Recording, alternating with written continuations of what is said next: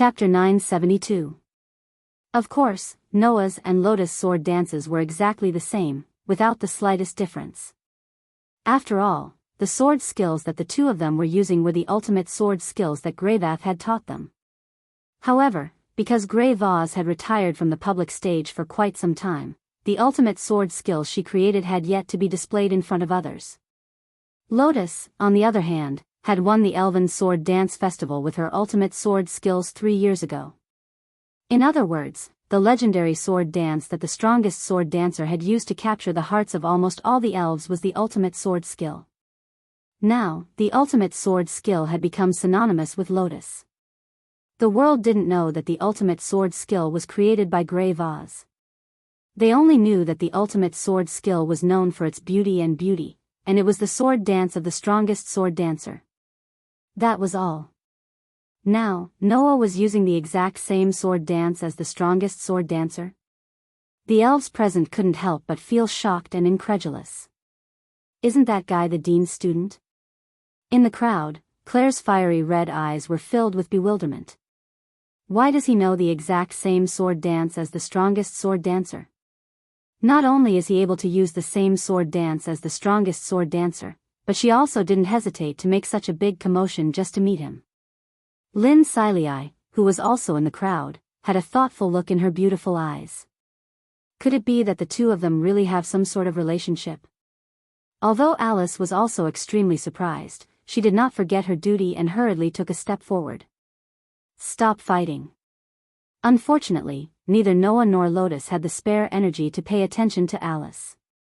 You know the ultimate sword skill too? Lotus frowned. Don't tell me that the witch taught you that as well. Compared to my matters, I care more about your matters. Noah looked at Lotus and said in a deep voice.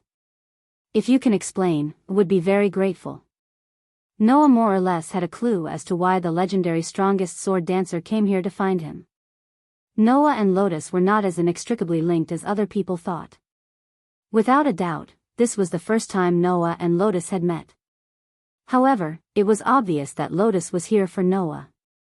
Just like Bio and Orpheus, who were also possessed by the world fragment back then.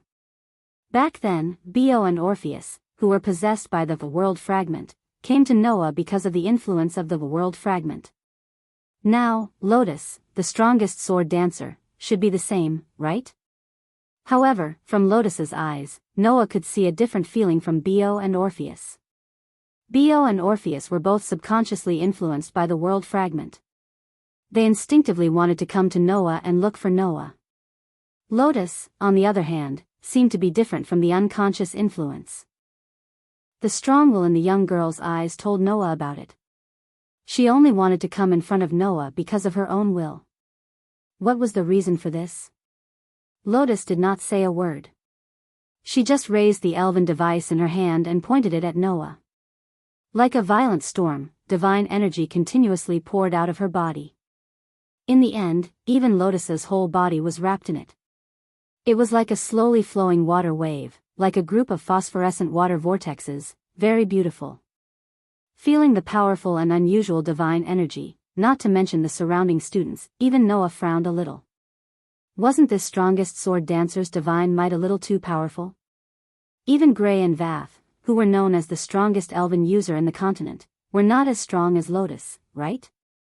In addition, although Noah has not been able to use Aster skillfully, his physical strength was comparable to Hercules in the form of a servant because of the LV, for ability value bonus. Lotus was able to face such a Noah without falling into a disadvantageous position, which was even more amazing. Is the gap between the strongest sword dancer and the strongest elven user so big? Noah did not think so. The only thing that bothered Noah was what Ren had said at the beginning. Lotus said that this power was awakened because of Noah and was controlled by him. Could it be that Lotus was actually the same as Bio, and because of the world fragment in her body, she had some kind of evolution in her power? Or could it be that the world fragment residing in Lotus's body had some other effect on the strongest sword dancer? He did not understand. Without any information to refer to, even if Noah was smart, there was no way to get an accurate answer. It seems that you didn't really come to find me to chat. Noah clenched the demon slayer in his hand. His frowning eyebrows slowly relaxed as he looked at Lotus. If you don't hesitate to make such a big noise just to have a sword dance duel with me, then I will accompany you for a while. After saying that, a phosphorescent wave of air began to rise from Noah's body. As if his body temperature had reached the limit, waves of divine power were emitted. Lotus's eyes burst out with a bright light, as if she was satisfied with Noah's power. She raised the vorpal sword and gathered all the power in her body. Whether it was the demon slayer or the vorpal sword, they were both elven devices formed by the highest elves in human form. Moreover, their previous owners were the Saintess and the Demon King. Now, the former Saintess and Demon King's elves had respectively signed a contract with Noah and Lotus. This made the upcoming sword dance seem like a fated duel, causing the air to be filled with tension like smoke on a battlefield. Noah and Lotus poured a vast amount of divine power into their elven devices. Wang! Suddenly, the demon slayer and vorpal sword bloomed with a bright white and black light, displaying their power to the extreme. All the elves in the surroundings subconsciously held their breaths, not daring to move. Even Alice, as the commander of the Wind King Knights, who should have stopped this duel, stood there stiffly, not knowing what to do. There was no other way. The divine power of Noah and Lotus was too astonishing. With Alice's strength, if she rushed into the place where the two vast divine powers collided, she would definitely be sent flying in an instant. At a certain moment, Noah's and Lotus's expressions suddenly froze, their bodies tensing up. Just as Noah and Lotus were about to charge at each other, a cold voice suddenly sounded from the field. Stop! The tense atmosphere between Noah and Lotus suddenly froze in midair. Everyone present looked at the source of the voice. There, Gray and Vath slowly walked out, their eyes sweeping over Noah and Lotus. The moment they saw Lotus, Gray and Vath's eyes flashed, the corner of their mouth raised into a faintly discernible cold arc. I didn't expect that you would come here personally. I thought that you wouldn't dare to see me again. Hearing this, Lotus's expression showed obvious displeasure for the first time. Cunning witch. After saying that, Lotus removed the elven device in her hand, the divine power around her retracted back into her body, turned around, and began to leave in the direction of the elven forest. Seeing this, Noah subconsciously called out. Wait! Lotus stopped, turned around, and looked at Noah.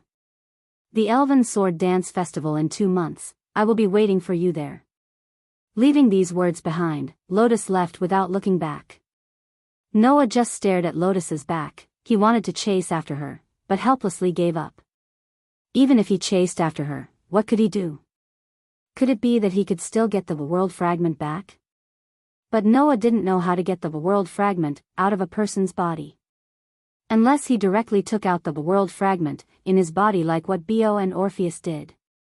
Noah really wanted to get the world fragment back. However, to let Noah kill a stranger in order to get the world fragment back, Noah couldn't do that. Then how to get the world fragment back? Noah didn't know. Therefore, Noah could only watch Lotus leave and mumble. The Elven Sword Dance Festival? Chapter 973. Today, the Elven Academy was destined to not be peaceful. Although it was already night time, the news of the strongest sword dancer, who had won the championship of the Elven Sword Dance Festival 3 years ago and received supreme glory, had become the object of admiration in the hearts of almost all the elven messengers. Especially the short duel between Noah and Lotus. The elven messengers who were present to watch the entire process were talking about it with great relish, causing all the students to lose sleep that night. On the contrary, the commotion caused by Lotus in order to see Noah was consciously or subconsciously ignored by everyone. At least, apart from Noah, Lotus didn't make a move against anyone in the Elven Academy. She didn't even make a move against the elven messengers of the Wind King Knights who were patrolling. She was only passively defending. Otherwise, with Lotus' strength, if she really wanted to make a move against the elven messengers of the Wind King Knights, those elven messengers definitely wouldn't be unscathed. In addition, the unparalleled strength that Lotus displayed made the elven messengers who secretly admired the strongest sword dancer to a whole new level in their hearts. In the end, this matter was left unsettled. However, in the end, no one knew why Lotus went through so much trouble to cause such a huge commotion in the Elven Academy. No. Lotus's purpose had been made clear from the very beginning. This girl who was hailed as the strongest sword dancer didn't hesitate to cause such a huge commotion just to see Noah. Thus, the students who gradually calmed down from the excitement of seeing the object of their dreams began to realize a few questions. Why did Noah have the same sword dance technique as Lotus? Why did the strongest sword dancer not hesitate to cause such a huge commotion just to see Noah? Why did Lotus leave when the dean appeared? The only male elven messenger on the continent. The strongest elven messenger on the continent. The strongest sword dancer on the continent. What kind of relationship did these three special existences have with each other? Due to these questions, all sorts of speculations flew about. This even led to the information regarding the extremely short sword dance between Noah and Lotus falling into the hands of the other forces in the following days, becoming known to those who were well informed. Although he didn't know what kind of relationship there was between Noah and Lotus, the two of them definitely had some sort of relationship. This was something that everyone was certain of. While the people outside were making all kinds of guesses and causing a commotion, Noah followed Gray and Vaz to the dean's office. What's going on? As soon as he entered the office, Noah immediately asked. What's your relationship with that Lena Subble? Lotus, like Noah, knew the absolute sword skill created by Gray and Vath. Moreover, Lotus had personally said that her absolute sword skill was taught to her by Gray and Vase. Then, the strongest sword dancer and the strongest elven messenger definitely had some sort of relationship, and it wasn't an ordinary one. However, this was something that no one knew about. This was a little too strange. I do have some sort of relationship with that child, but it's not as deep as you think, Gray and Vase said nonchalantly. My relationship with Lotus can't even be considered as master and disciple. It's only because I had something to ask of that child 3 years ago that I taught her the absolute sword skill. You taught her the absolute sword skill because you had something to ask of her? Noah was startled, then smiled bitterly. Isn't that the same as me? That's right. My relationship with Lotus is similar to my relationship with you. We're together because we have something to ask of each other. Gray and Vase looked at Noah.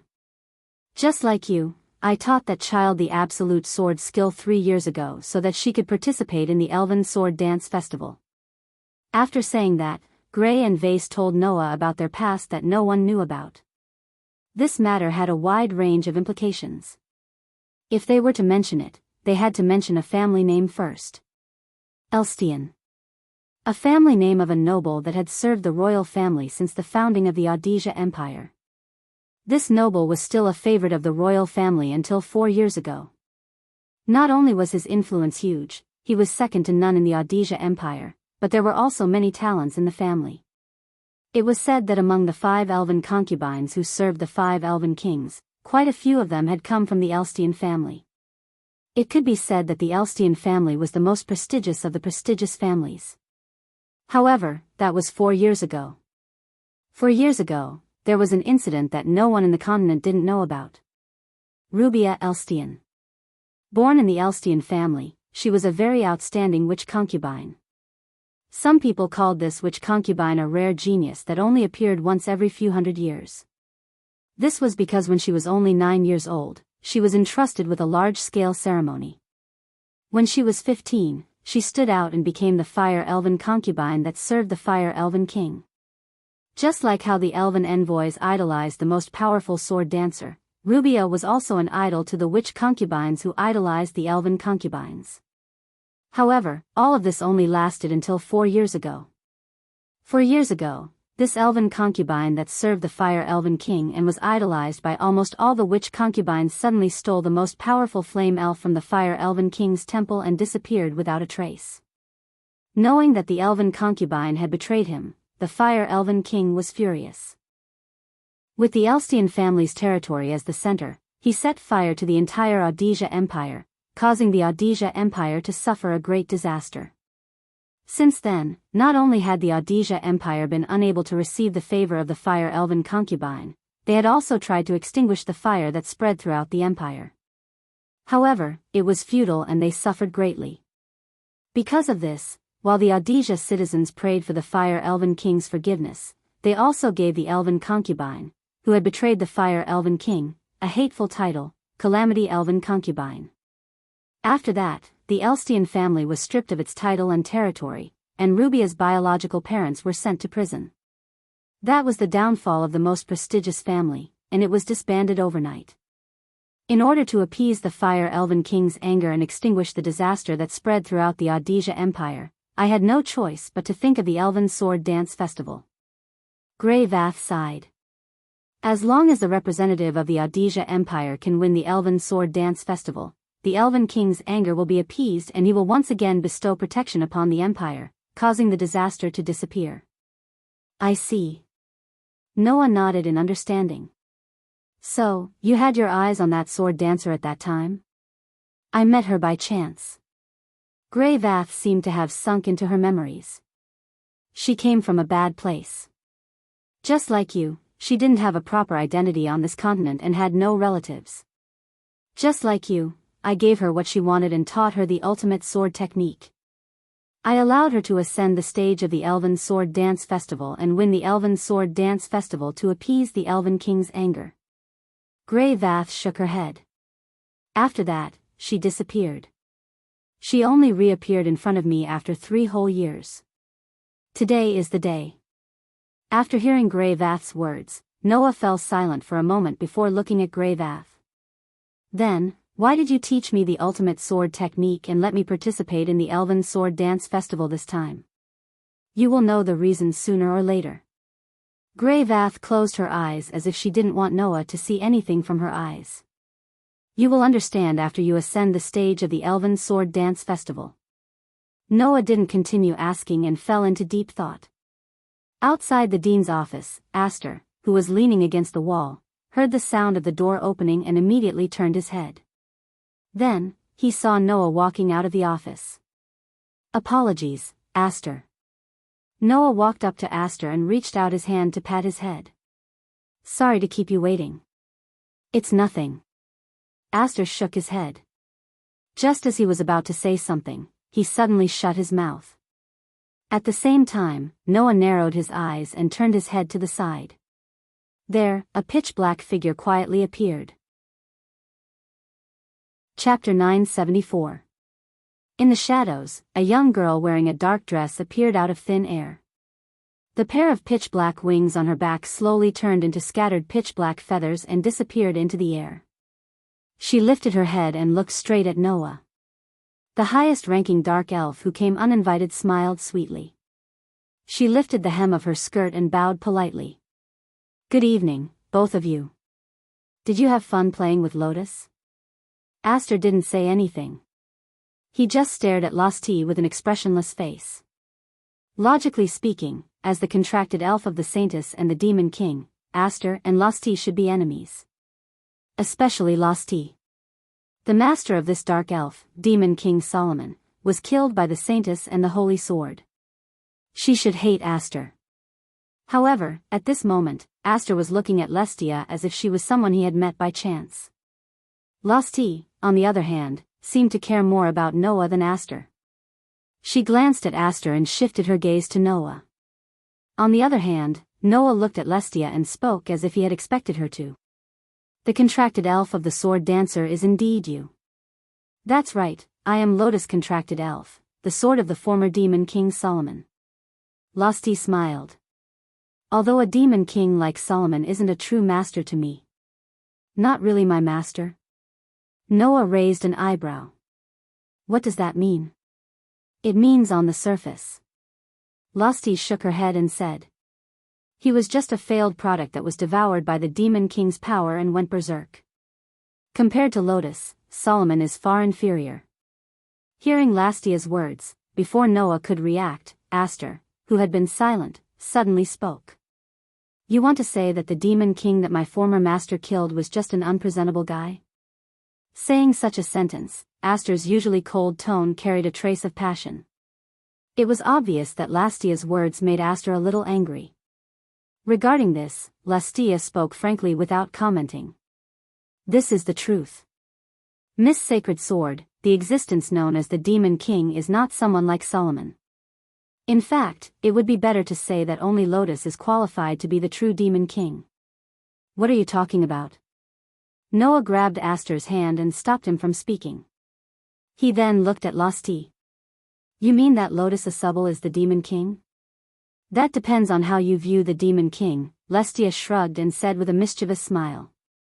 If the Demon King in your eyes is the male elf that will bring disaster to the continent, then Lotus is indeed not the Demon King. Lastia's words made Noah even more confused. What was this dark elf trying to say? Looking at Noah's confused expression, Lusty suddenly said. Do you know how many elves of the dark? This strange question made Noah frown. How many elves of the dark? In this world, who didn't know the answer to this question? Just as Noah was thinking, Aster grabbed Noah's hand. When Noah looked over, he shook his head at Noah. Master, there aren't only 5 elves of the dark. In the distant past, there was another elves of the dark. There was another elves of the dark? Noah was stunned. The elves of the dark elves Lotus Asubal. Lusty said to Noah with a gentle and sweet voice. A long, long time ago, the elemental elves had a war that engulfed the entire world. At that time, there were 2 factions. One was led by the 5 elves of the dark elves of the elves. Hearing this, Noah understood what was going to happen next. After all, the world only knew of the 5 great elf kings, but not the dark elf king. If that was the case, then the dark elf king's faction must have been defeated in that battle, right? Just as you thought, the dark elf king was defeated in the elven war against the 5 elven kings, and even his life force was wiped out. Lestia seemed to have guessed what Noah was thinking, and her eyes flickered slightly. However, the Dark Elf King didn't actually disappear. At the last moment of his life, this Elf King used the magic of reincarnation to transfer his power to a human male.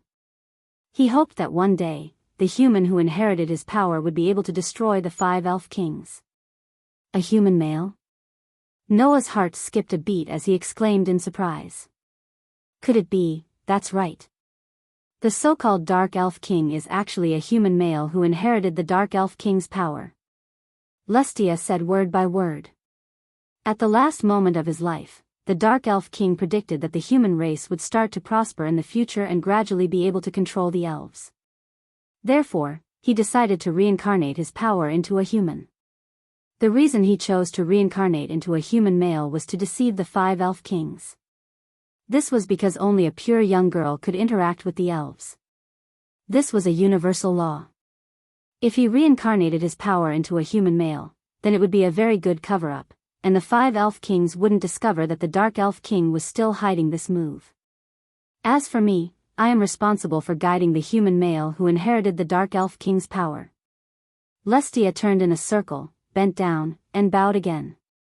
In the past thousands of years of history, there have been several human males who inherited the Dark Elf King's power. However, almost all of them ended their lives before meeting me, who was responsible for guiding the inheritors of the Dark Elf King's power. Only Demon King Solomon met me and formed a contract with me. However, in the end, Demon King Solomon was unable to control the awakened Dark Elf King's power and was devoured by that power. He completely turned into a lump of resentment, thus giving birth to the Demon King who is a threat to this continent. Hearing this, Noah and Aster looked at each other and fell into silence. Who would have thought that the existence of Demon King Solomon would actually involve the matter of the 6th Elf King? This was really unexpected. Wait. Noah suddenly woke up. You just said that Lena Subble is the true Demon King. Could it be that you mean, that's right? Lastia smiled. This time, the power of the Dark Elf King was inherited by Lotus. Moreover, Lotus's power was awakened perfectly from the very beginning. She didn't even need my guidance. Now, she can control that power as she pleases. Haven't you seen it with your own eyes? Indeed. Lien's power compared to the elves of this world was too strong. Originally, Noah thought that it was due to the influence of the world fragment. But now, it seemed that this wasn't the case. Of course, the Dark Elf King's power is definitely not at this level. Although Lien can freely control this power, she hasn't completely drawn out all of it. Lestia looked at Noah with a smile that didn't look like a smile. In other words, Lien, who fought with you just now, didn't use her full power.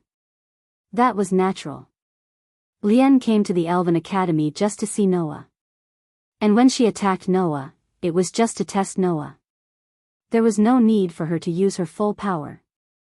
But, if it wasn't for the Dark Elf King's power, Lien wouldn't have been able to fight Noah without being at a disadvantage. This was the secret of the strongest sword dancer. Faced with this fact, although Noah didn't doubt it, he realized that there was a problem that couldn't be ignored. There's a fundamental contradiction in your words, Noah said calmly. Undoubtedly, you said that the Dark Elf King's power can only be transferred to human males. Undoubtedly, Liena Subble is a girl, right? Lestia didn't answer this question. Instead, she stared at Noah as if she wanted to completely see through Noah. There was a strange look in her eyes that others couldn't understand. Shouldn't I be asking you this question? Asking me? Noah couldn't help but be stunned. What was the meaning of this? Chapter 975. Looking at Noah's confused face, Lastia's tone became a little gloomy. Don't play dumb. You should know very well what Lotus has on her. After being reminded by Lasti, Noah immediately understood. World Fragment. If there was something on Lotus that could even affect the Elf King, then it would be the World Fragment. Lotus said that she has something that belongs to you, Lestia said as she looked at Noah. Although I don't know what it is, and even Lotus herself doesn't know what it is because of that thing that the Dark Elf King chose to reincarnate in Lotus. At the end of the day, the Dark Elf King's goal was to eliminate the 5 Elf Kings one day. That was why he used a great magic spell that ordinary people couldn't see through before his death. He reincarnated his power into the human race that was destined to prosper in the future. The reason why the Dark Elf King chose to reincarnate his power into a human male was to deceive the public. In other words, the Dark Elf King's power did not have to be reincarnated into a human male. Instead, the Dark Elf King chose to reincarnate his power into a human male due to his own considerations. Naturally, if the situation changed, the Dark Elf King's power did not need to be reincarnated into a human male. I don't know why the Dark Elf King chose to reincarnate into Lotus's body instead of a human male, but Lotus said so. Lestia lowered her head and said word by word. Perhaps she has something that even an existence like the Elf King can only fear. That might be the case. The air suddenly became oppressive. However, Noah understood Lestia's words. The Dark Elf King allowed a human male to inherit his power so that he could destroy the 5 Elf Kings one day. If there was something mysterious in Lien's body that even the 5 great Elven Kings could not compare to, and the Dark Elven King felt that he could rely on it to destroy the 5 great Elven Kings, it was only natural that the Dark Elven King's power would choose to reincarnate into Lien.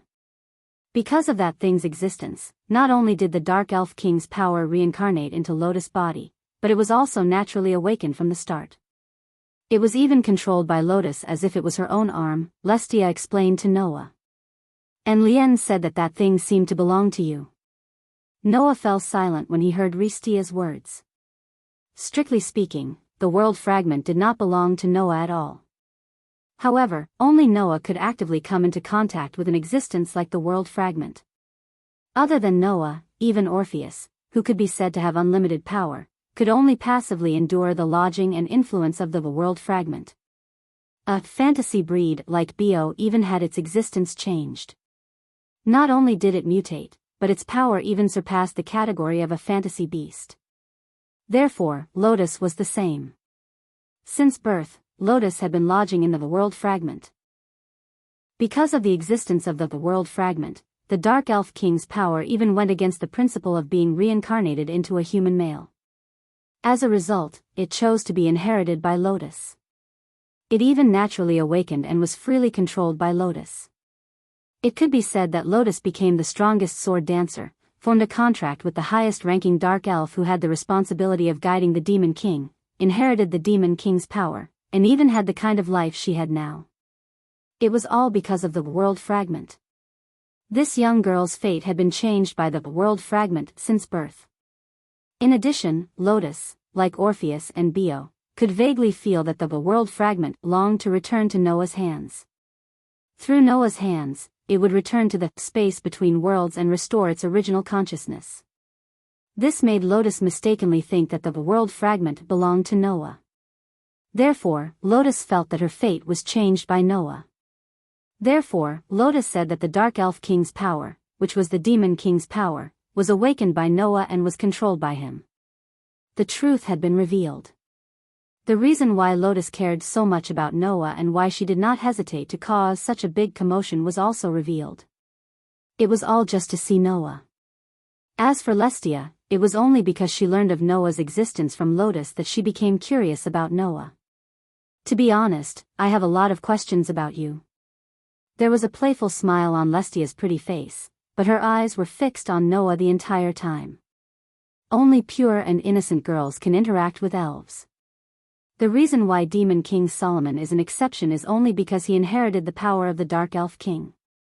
However, you are not a Demon King and did not inherit the power of the Dark Elf King, so how can you interact with elves?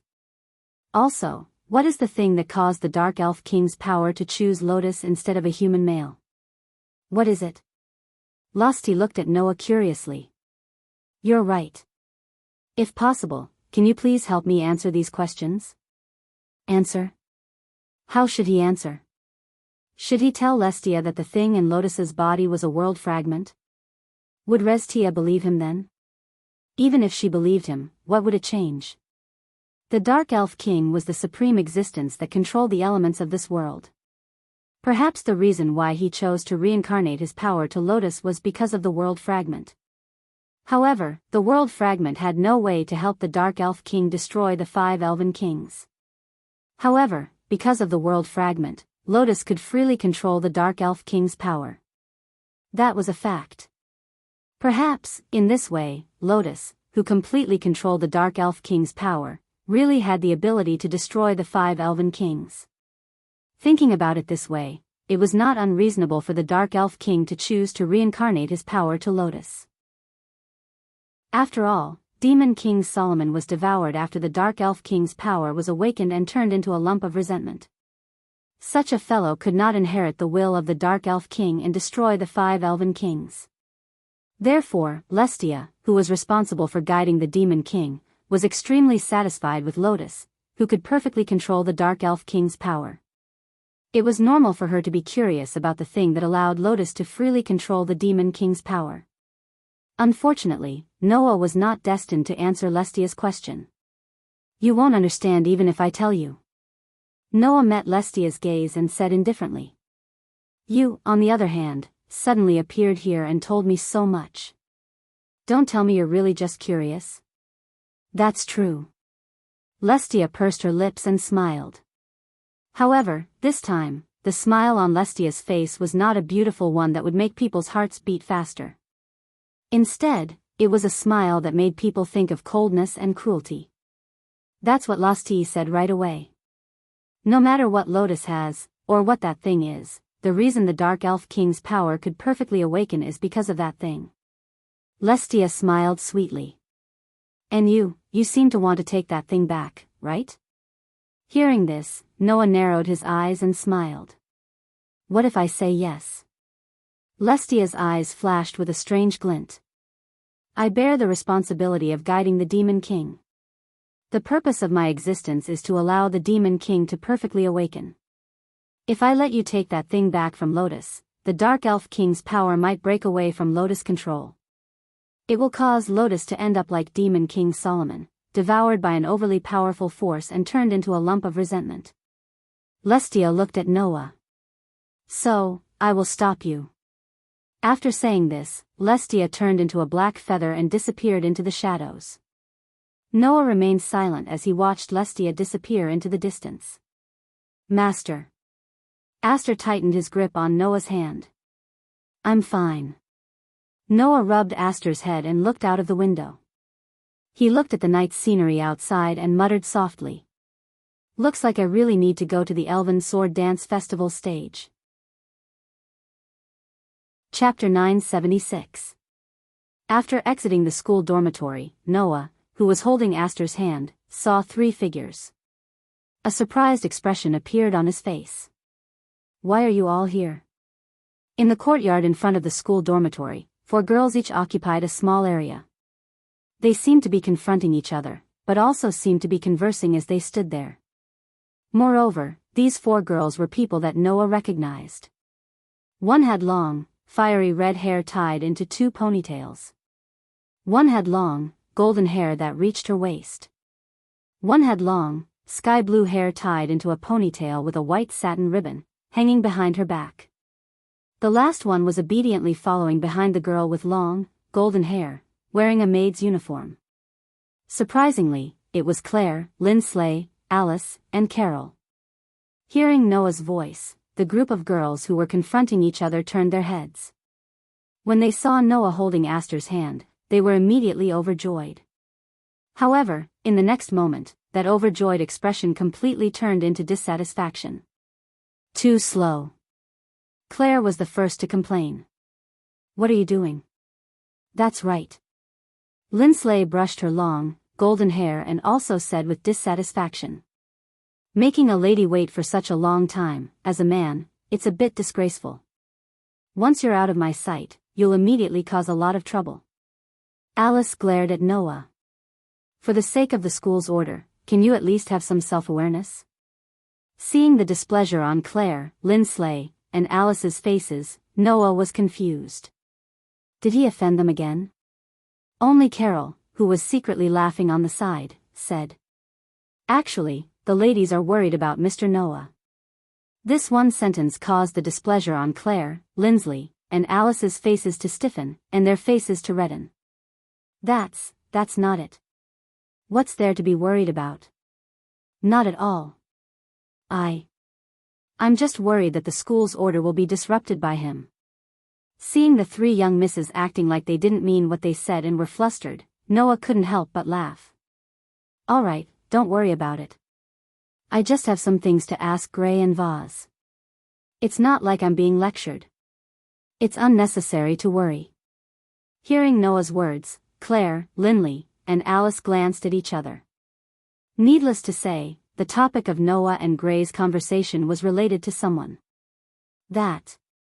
Claire coughed dryly and tried to change the subject. Do you really know that strongest sword dancer?" As soon as Claire's words came out, Lindley and Alice both pricked up their ears, showing that they were paying close attention. Come to think of it, this was also the question in everyone's heart, right? What was the relationship between Noah and Lotus? No one would not want to know. After all, whether it was Lotus or Noah, their identities were too sensitive. One of them was the strongest sword dancer on the continent. The other was the only male elf envoy. If these 2 people were related in any way, anyone would show a certain degree of attention, right? Especially Lotus, who was the object of admiration in the hearts of almost all elf envoys. Why would this existence, who had always been in an untouchable position, not hesitate to make such a big commotion just to see Noah? It was indeed very suspicious.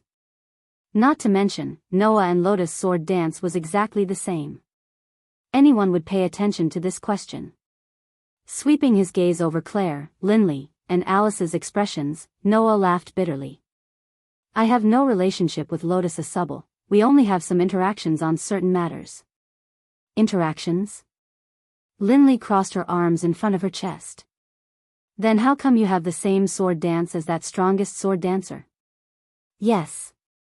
Alice nodded repeatedly. "If there's no relationship, how come even the sword dance is exactly the same?" "The sword dance is just the same, there doesn't have to be a relationship, right?" Noah shrugged. "My sword dance was learned from Grey Vaz. Even if I have the same sword dance as that strongest sword dancer, it should be Grey Vaz who has some relationship with that strongest sword dancer. Before coming to this academy, I didn't even know who Lotus Asubble was." "That's true." Claire seemed to have remembered. "When you saw Lotus Assubble's portrait in the library, you didn't even know who she was." "Huh?"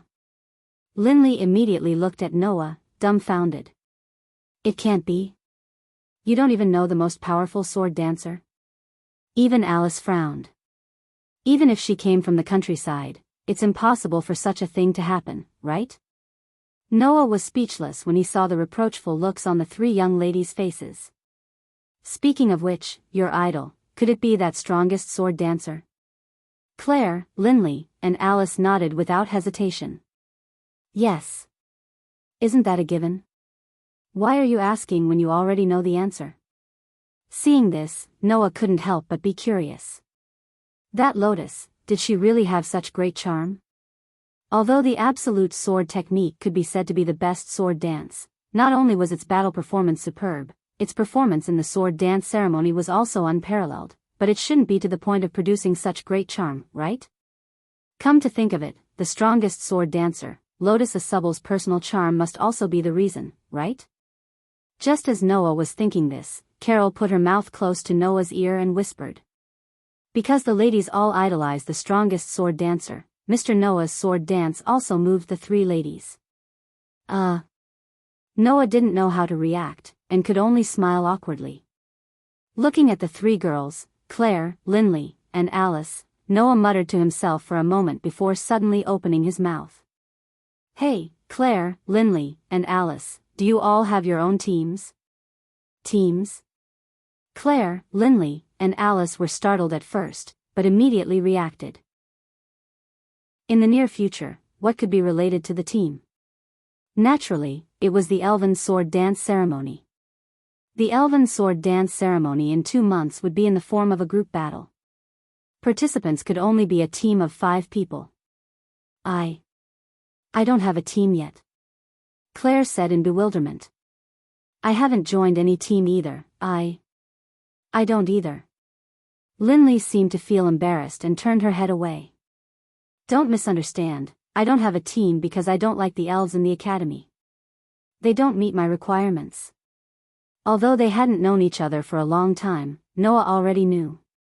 This Linley wasn't bad in other aspects, but she was a little too prideful. As for Alice, she spoke as if she was in the right. As for me, I've already formed a team with my companions from the Wind King Knights. Is that so? Noah scratched his cheek and then looked at Claire and Linley. Then, Claire, Linley, do you want to join my team? Claire and Linley were stunned for a moment before exclaiming in surprise. Join your team? You? Alice's reaction wasn't small at all.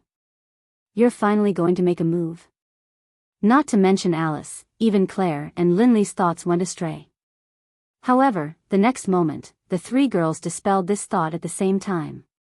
That was because there was an extremely serious expression on Noah's face. I have to settle things with Lane Asubel. For this, I need teammates I can trust. Hearing Noah's powerful voice and seeing Noah's extremely serious expression, Claire and Linley seemed to be intimidated and involuntarily nodded. Since you've said so, we will reluctantly agree. Saying this, Claire and Linley didn't look like they were accepting an invitation to join the team, but rather a proposal. Their cheeks were flushed red.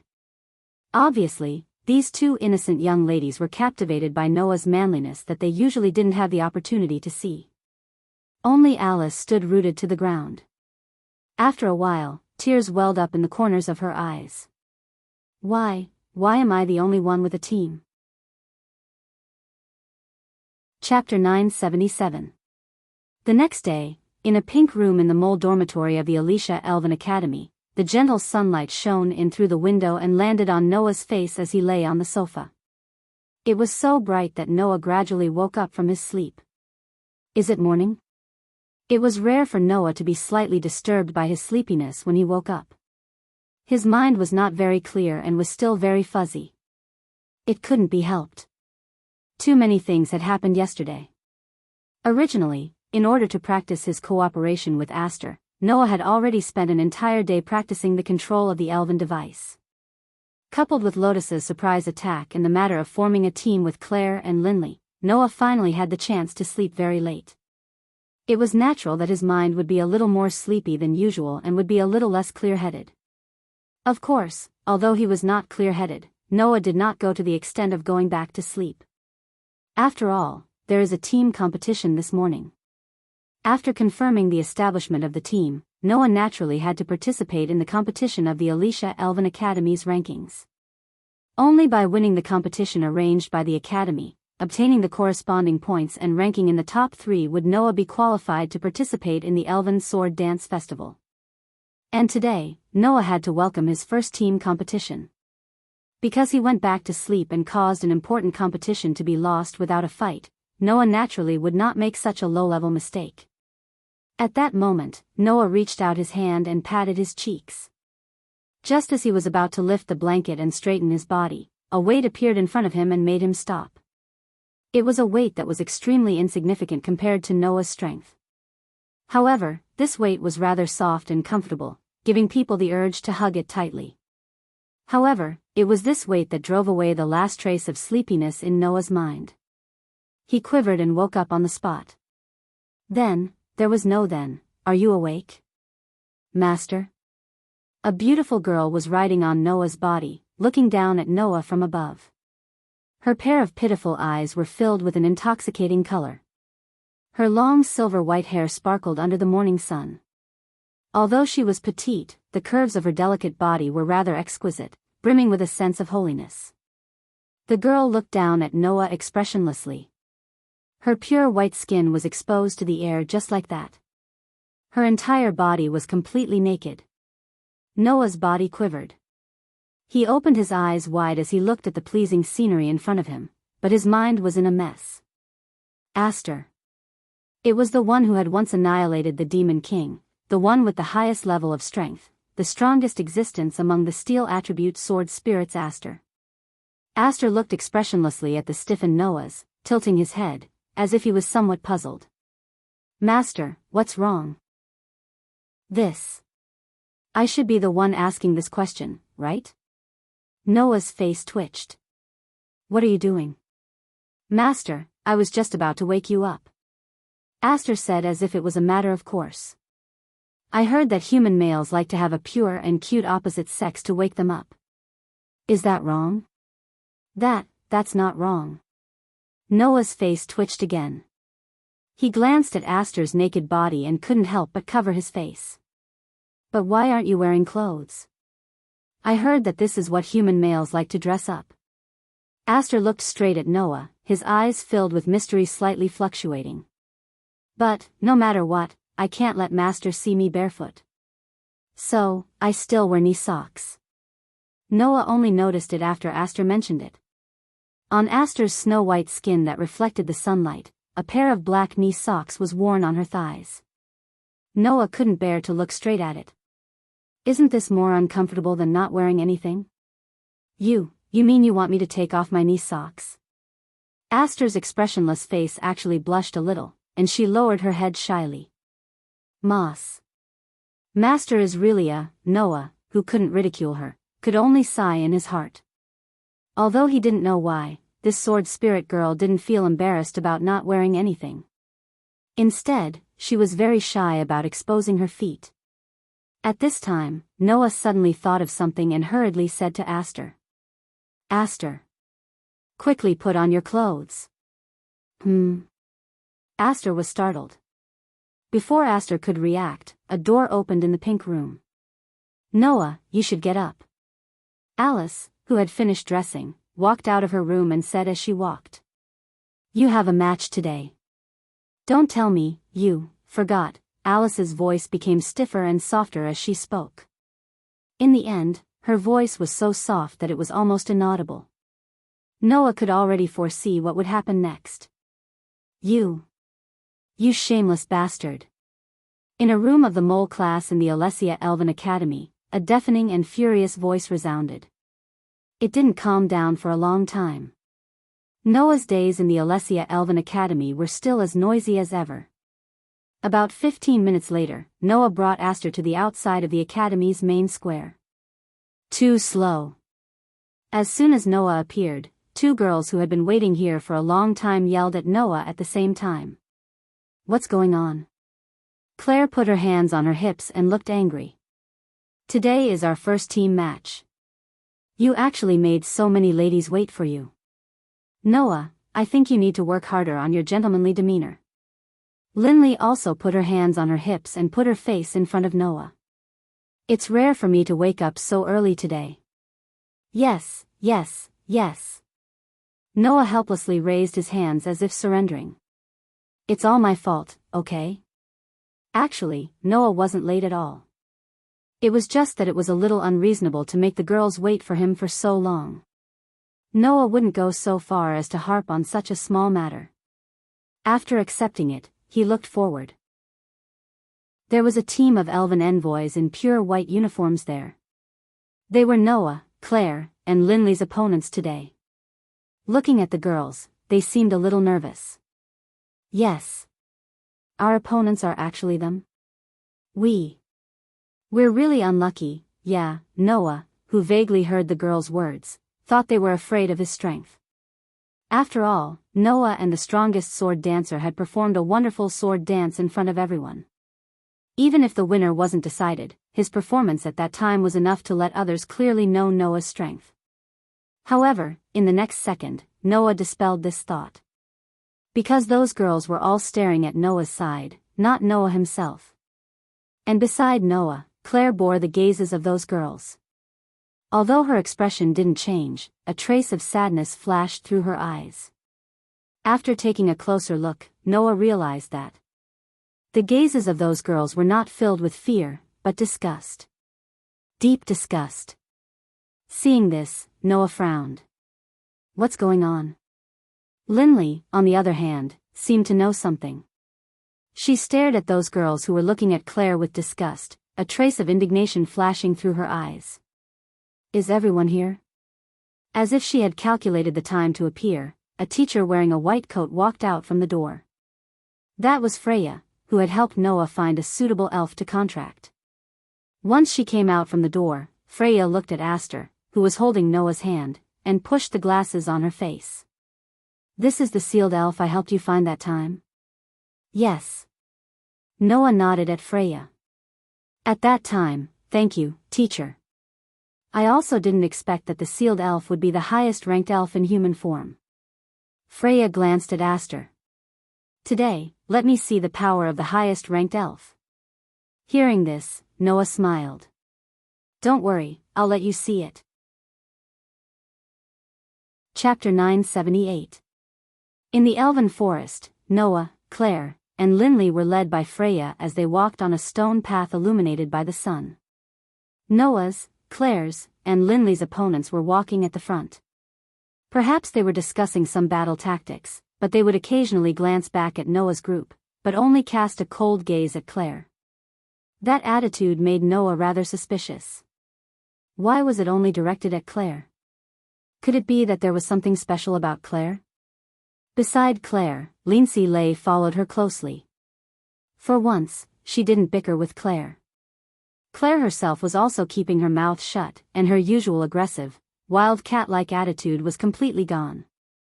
She was silent the entire time. Only Aster held Noah's hand, and in order to match Noah's pace, she would sometimes take a big step forward, and sometimes jump a little to jump over some obstacles. She was like a cute little animal, very cute. As for Freya, she walked in the middle as if she wanted to separate the two teams. She turned back and looked at Noah, Claire, and Linley, and said, "If you want to participate in the Elven Sword Dance Festival, you need to gather a team of 5. Why are there only 3 of you? We just haven't gathered enough people yet." Noah shrugged. "Didn't you say that even if you don't have enough people, you can still participate in the tournament arranged by the Academy?" "That's true, but this year's Elven Sword Dance Festival is a team competition for 5 people. The later you gather a team, the later you will develop teamwork in teamwork, which is very disadvantageous to you," Freya said calmly. "Moreover, although the Academy doesn't require a team of 5 to participate in the tournament, no one will participate in a battle without enough people. After all, if the opponent has more people than you, it's obvious that it's disadvantageous." Freya spoke frankly. "And once you lose, the Academy won't care if you don't have enough people in your team. If you don't get enough points, your ranking will still drop. Do you think it doesn't matter?" Teacher, who do you think you're talking to?" Lincilii said with her usual confident and proud smile. Even if we don't have enough people, with my ice devils Lin Si Lei, we won't lose. Ice demon? Noah blinked. He still remembered that when Noah first came to this world and went to the Alessia Elven Academy, he used the invisibility helmet to sneak into the academy and accidentally overheard a conversation like this.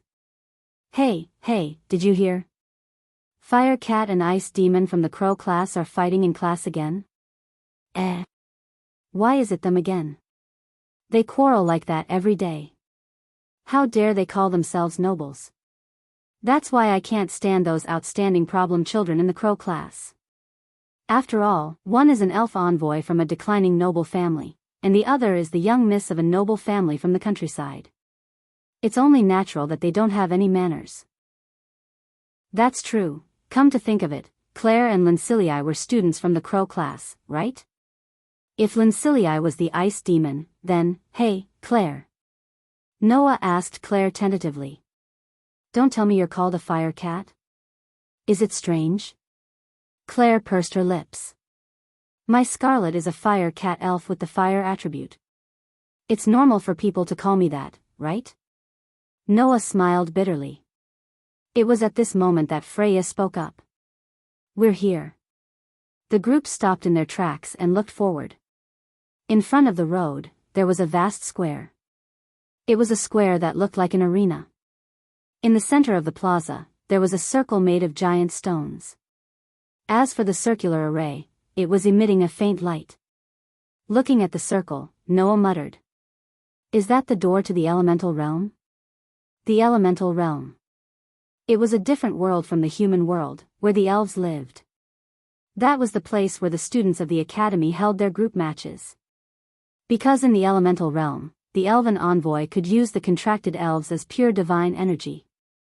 Under such circumstances, the body possessed by the divine energy was equivalent to the elves themselves, and would not suffer any physical damage. It would only cause the same degree of damage to the spirit. In this aspect, it was similar to Blaze in the world of absolute double-edged blades. Therefore, in order to prevent the students from causing any irreparable damage during the matches, the academy held training, learning, and even duels between the elven envoy. As long as it would cause physical damage, it would be conducted in the elemental realm. You guys come over too. Under Freya's beckoning, Noah and the rest all came to the circle of giant stones. This circle of giant stones was the teleportation formation that opened the door to the elemental realm. A teleportation formation? Noah muttered helplessly. Let's hope it works on me. Noah had a curse resistance that was as strong as a fowl. It was hard to say if this teleportation formation would work on Noah. It's alright, Master. Aster, who had been holding Noah's hand all this time, spoke up, as if he knew about Noah's concerns from his muttering. The main purpose of this circle of giant stones is to open the door to the elemental realm, and not to teleport you. You are only passing through the door, and it will not repel the teleportation formation. Hearing this, Noah was relieved. If that was the case, then the circle of giant stones function was similar to the technology used to teleport people to another dimension in the Demon Academy world. Is everyone ready? Freya looked at the people around her and nodded. Then let's go. With that, Freya closed her eyes and began to chant in the elven language. That was the spell to open the door. When Freya's chant ended, the boulder formation shone with an intense light. Noah felt his vision was completely covered by a white flash, and then he felt as if he was floating in water. When his feet touched the ground again, Noah opened his eyes. What appeared in front of Noah was a completely different scene from before. Around him were trees that were severely distorted. In the air, there were light particles that looked like fireflies flying back and forth, shining with a weak light. We will now begin the group competition. Freya made the announcement in front of everyone. The competition will begin in half an hour. Before that, both teams will advance in the opposite direction for 10 minutes. After that, you are free to move around. The competition will only begin after half an hour. Do you understand? The so-called group competition was not just a free-for-all between two teams. The official content of the Elven Sword Dance Festival had not been announced, and no one knew how the group competition would be conducted. Therefore, the academy would organize all the possible forms of the competition. Now, they were imitating the group competition where they would be randomly teleported to different places and had to fight for a long time. Then, both teams disperse at the same time. Under Freya's command, both teams advanced in the opposite direction and went into the forest at the side. Aster. Yes, Master. Once they entered the forest, Aster, who was holding Noah's hand, closed his eyes under Noah's command. His entire body turned into a burst of bright light particles and gathered in Noah's hand, gradually forming a shining silver holy sword. Claire looked over curiously. This is the holy sword that the Saintess used to annihilate the Demon King? Even though I already know about this, but if I think about it carefully, it's really unbelievable. Linley sighed. The Saintess of Salvation's contracted elf would actually form a contract with a male elf like the Demon King Solomon. It's really strange. Linley's words made Noah's footsteps pause, and his gaze turned to the holy sword in his hand. Why did Aster form a contract with Noah? Until now, Noah still did not know the reason. Chapter 979. 30 minutes later, the group competition organized by the Alicia Elven Academy was announced to begin. But 40 minutes later, the battle was announced to be over. Ugh, in an open space in the elemental forest, the 5 girls who were Noah's, Claire's, and Linley's opponents were all lying on the ground, groaning in pain. And in the middle of these girls lying on the ground, Noah stood there with a silver holy sword shining with silver light in his hand. His back was facing Claire and Linley, and from time to time, a divine power flashed from his body, causing the 2 girls to tremble in their hearts. Actually, after the 30 minutes of preparation time had passed and the group competition was announced to begin, the remaining 10 minutes were spent searching for their opponents. In other words, after Noah's group spent 10 minutes to find their opponents, it only took a split second for the 5 elven messengers to be defeated by Noah. In the whole process, Noah only made 3 movements. 1. Charge forward. 2. Spin. 3. Swing the sword. The first movement caused Noah to rush into the encirclement of the 5 elven users. The second movement caused the holy sword in Noah's hand to sweep across the surroundings like a windmill. As for the third action, not only did the glaring radiance of the holy silver sword shatter the elven devices in the hands of the 5 elven representatives, but before they could react, they were also slashed by the holy silver sword. Of course, in the elemental world, unless the elves and even the elven devices were highly materialized, it would only cause a mental blow to the opponent. Therefore, when Noah stopped, the 5 elven envoys who did not have the slightest injury were all lying on the ground in a semi-conscious state. The whole process took less than 3 seconds. Not to mention their opponents, even Claire and Linley hadn't completely reacted. That was why the scene before them had occurred. So strong. Claire couldn't help but murmur. He's so strong, is that man a monster? Linley's face was full of disbelief. Although the opponents aren't very strong, they aren't weak at all. As the opponents of Noah, Claire, and Linley, this team of 5 elves from the Alicia Elven Academy could probably be ranked in the top 10 of the academy, right? After all 5 elven users could use the elven devices. And not just anyone could use the elven devices. In the entire Alicia Elven Academy, the number of elven users who could use the elven devices was probably less than half.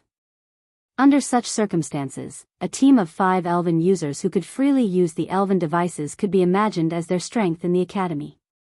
Unfortunately, to Noah, that was all.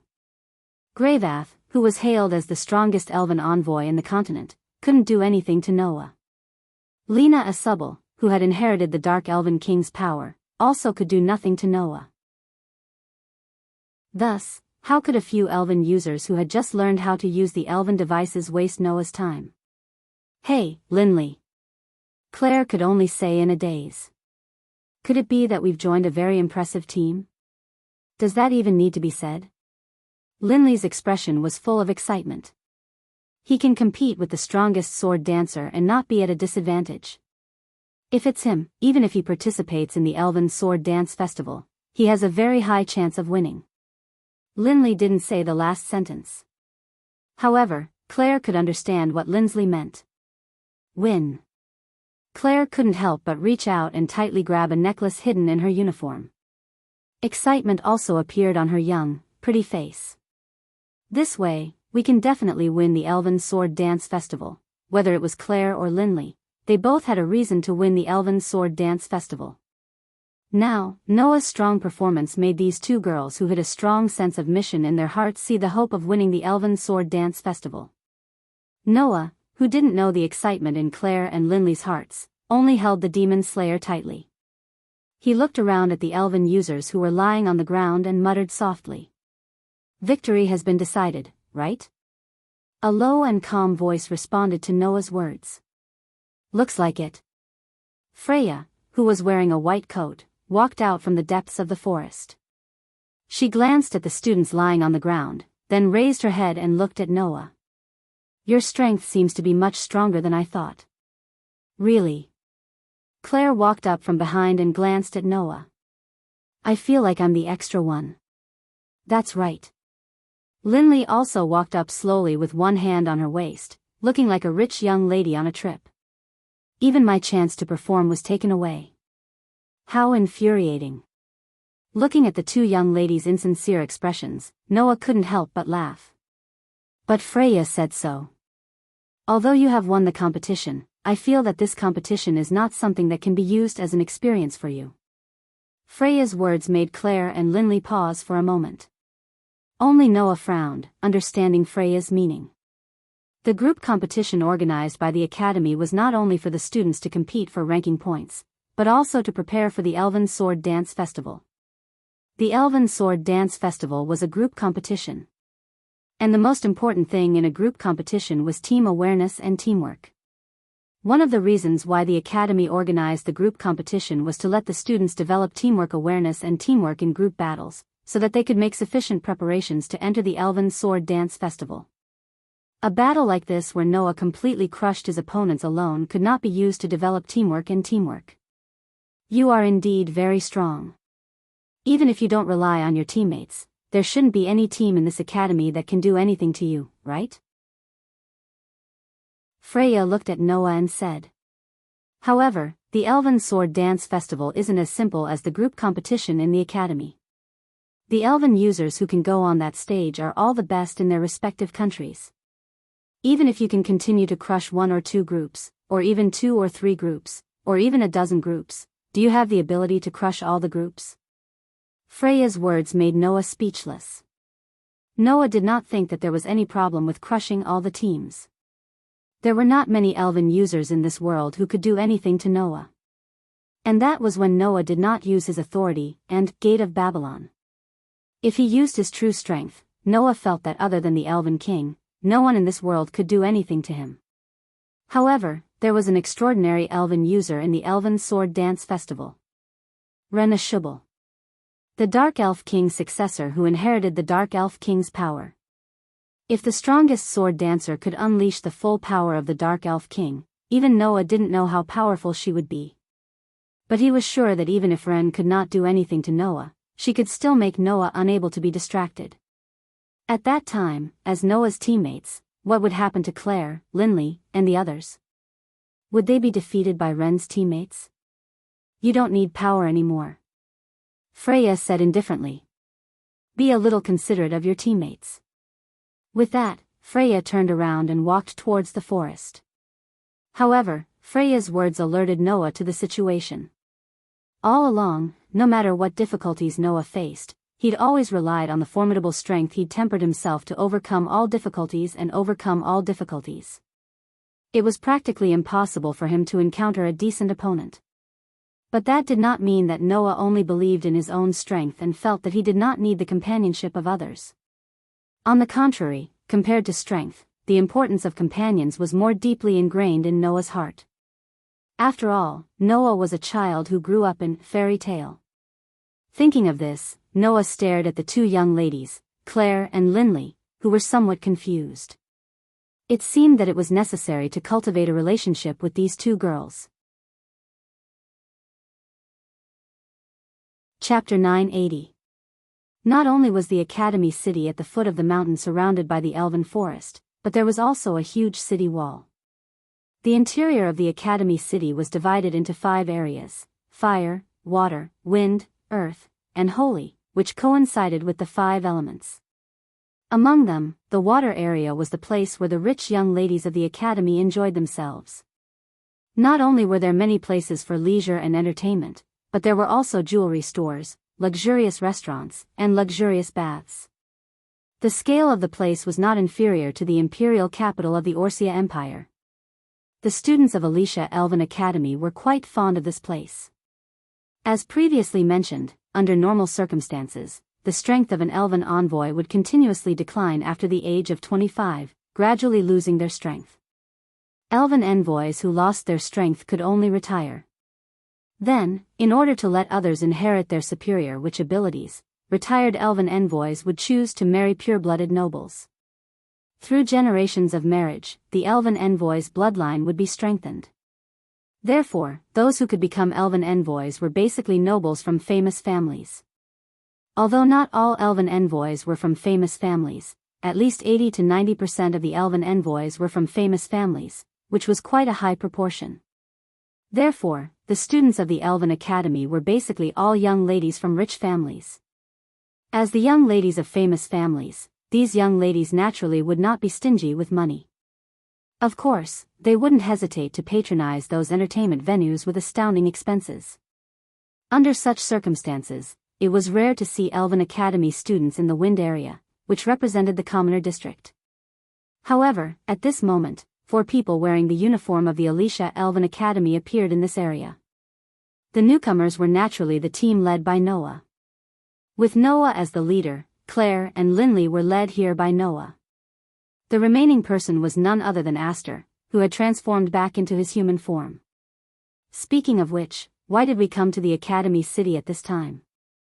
Looking at the bustling streets, Claire seemed to be a little afraid of strangers.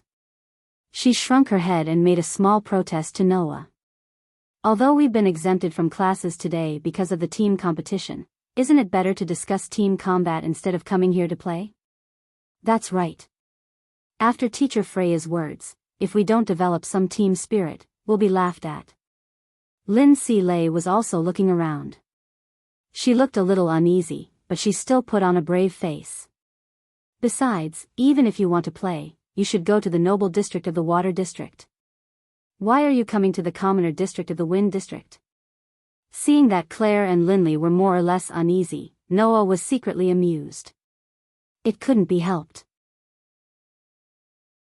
Because the water district was the noble district, not many people went there. Even if there were, they were all young ladies from the Elven Academy. There weren't many men. On the other hand, there were men everywhere in the Wind region's civilian district. As a pristine witch who wasn't used to men, it was only natural that Claire and Linley would behave like this. Speaking of which, when they first met, Linley didn't seem to be afraid of Noah at all, right? Now that he thought about it carefully, perhaps this young lady was just putting on a brave front? No matter what, it was Noah who brought Claire and Linley here. Today, Noah naturally had to play the role of a guardian angel. I also think that we should have a good discussion about team combat, but if we just do it like this, it's no different from talking on paper. Noah spread out his hands and said, "The so-called team spirit and teamwork are built on sufficient understanding. We just formed a team yesterday. If we don't understand each other, we can't even talk about cooperation, right? That's not wrong." Claire still looked a little hesitant. But what does coming to the Academy City have to do with understanding each other? I just feel that instead of being cooped up in the Academy, why don't we go out for a walk? It'll be easier for us to talk. Noah scratched his cheek. Well, actually it's also because I haven't been to the Academy City before. I more or less want to take a look around here. Is that so? Claire and Linley looked at each other and could only nod reluctantly. Then. All right. Hearing this, Noah suddenly smiled and turned his gaze to Aster, who had been silent but was also looking around. Is there anywhere Aster wants to go? No, I don't have any particular place I want to go. Aster shook his head. I've been sealed in the sword for hundreds of years. In these hundreds of years, the human world seems to have changed a lot. To be able to walk around and understand the current situation of this world is already enough for me. Is that so? Noah couldn't help but feel a sense of closeness towards Aster. One had to know that almost every time Noah entered a new world, he would feel rather perplexed about the current world's background and situation. Come to think of it, Aster's situation should be similar to Noah's. They were both filled with uncertainty about the current situation of the world. Then let's go find a good restaurant and have a good meal. Hearing Noah's words, apart from Aster who nodded, Claire and Linley both cheered. That's right. Let's hurry and find a place to sit. It seemed that these two young ladies were really nervous about the men on the street. Just like that, under Noah's lead, the group began to walk forward. Although it was a civilian area, there were many ordinary shops, restaurants, and other buildings. It looked like a shopping street. It was very lively. In the crowd, Noah, Claire, Linley, and Aster walked on the side of the road, but they still couldn't avoid brushing shoulders with the people around them. Why are there so many men? Undoubtedly, there aren't so many people usually. Claire and Linley, who were following behind Noah, kept looking around restlessly. They were like small animals that were afraid of strangers, making people feel that they were a little cute. Although Claire and Linley were both first-rate elven users, and any random elven magic could knock down an ordinary man, in front of a man, these two girls were only pure and innocent young girls. Therefore, whenever a man passed by and got close to Claire or Linley, the two girls would let out small cries of grief and snuggle tightly together. Although the people around them looked at them strangely, when they recognized Claire and Linley's uniforms, they immediately understood the situation and left as if nothing had happened. Seeing that Claire and Linley were as pitiful and cute as little sheep that had been thrown into a pack of wolves, Noah could only laugh bitterly. There's no other way. After saying that, Noah let go of Aster's hand and quickly held Claire and Linley's hands, one in each hand. Wah! Claire and Linley cried out in surprise at almost the same time. When they realized that their hands were being held by Noah, their faces unexpectedly turned red at the same time with a pang sound, emitting light smoke. You! What are you doing? Casually holding a lady's hand. This is simply unforgivable. The two young ladies, who had never had such intimate contact with a man, both angrily rebuked Noah. Their pretty faces were bright red from beginning to end, making Noah wonder if Claire and Linley would suddenly faint. Who told you to keep looking around? You'll get lost sooner or later like that, right? Noah laughed bitterly. Or do you think it's fine if you get lost in a crowd like this? Oh. Claire and Linley shrunk their heads and could only lower their heads as if accepting their fate. Their faces were red as they let Noah hold their hands. On the side, Aster, who had been let go by Noah, stared at Noah like an abandoned little animal, making Noah feel a trace of guilt. Who told Noah to only have two hands? Chapter 981. Noah really wasn't very familiar with the Academy City. Originally, as students who had studied in Alicia Elven Academy for quite some time, Claire and Linley should be more familiar with the Academy City than Noah and should be leading the way for Noah. However, they didn't know if it was because something special had happened today, but the streets were unusually lively, causing the number of male passers-by to increase exponentially. This made the two young ladies completely flustered and unable to control themselves. With no other choice, Noah could only hold Claire and Linley's hands and have Aster walk in front of him so that they wouldn't get separated. He quickly found a restaurant and brought the two young ladies and an elven girl inside. Perhaps it was because there really was a special event today? Undoubtedly, there were so many people on the streets, but there were very few people in the restaurant. This allowed Claire and Linley to finally breathe a sigh of relief. Why? Why are there so many people today? After finding a seat and sitting down, Claire immediately voiced her dissatisfaction. Could it be that there really is an event today? I haven't heard of it at all. Linley sighed. Normally, Carol would definitely know something at this time. Unfortunately, she's not here today. Oh, right. Noah finally remembered and asked curiously. Why isn't Carol by your side today?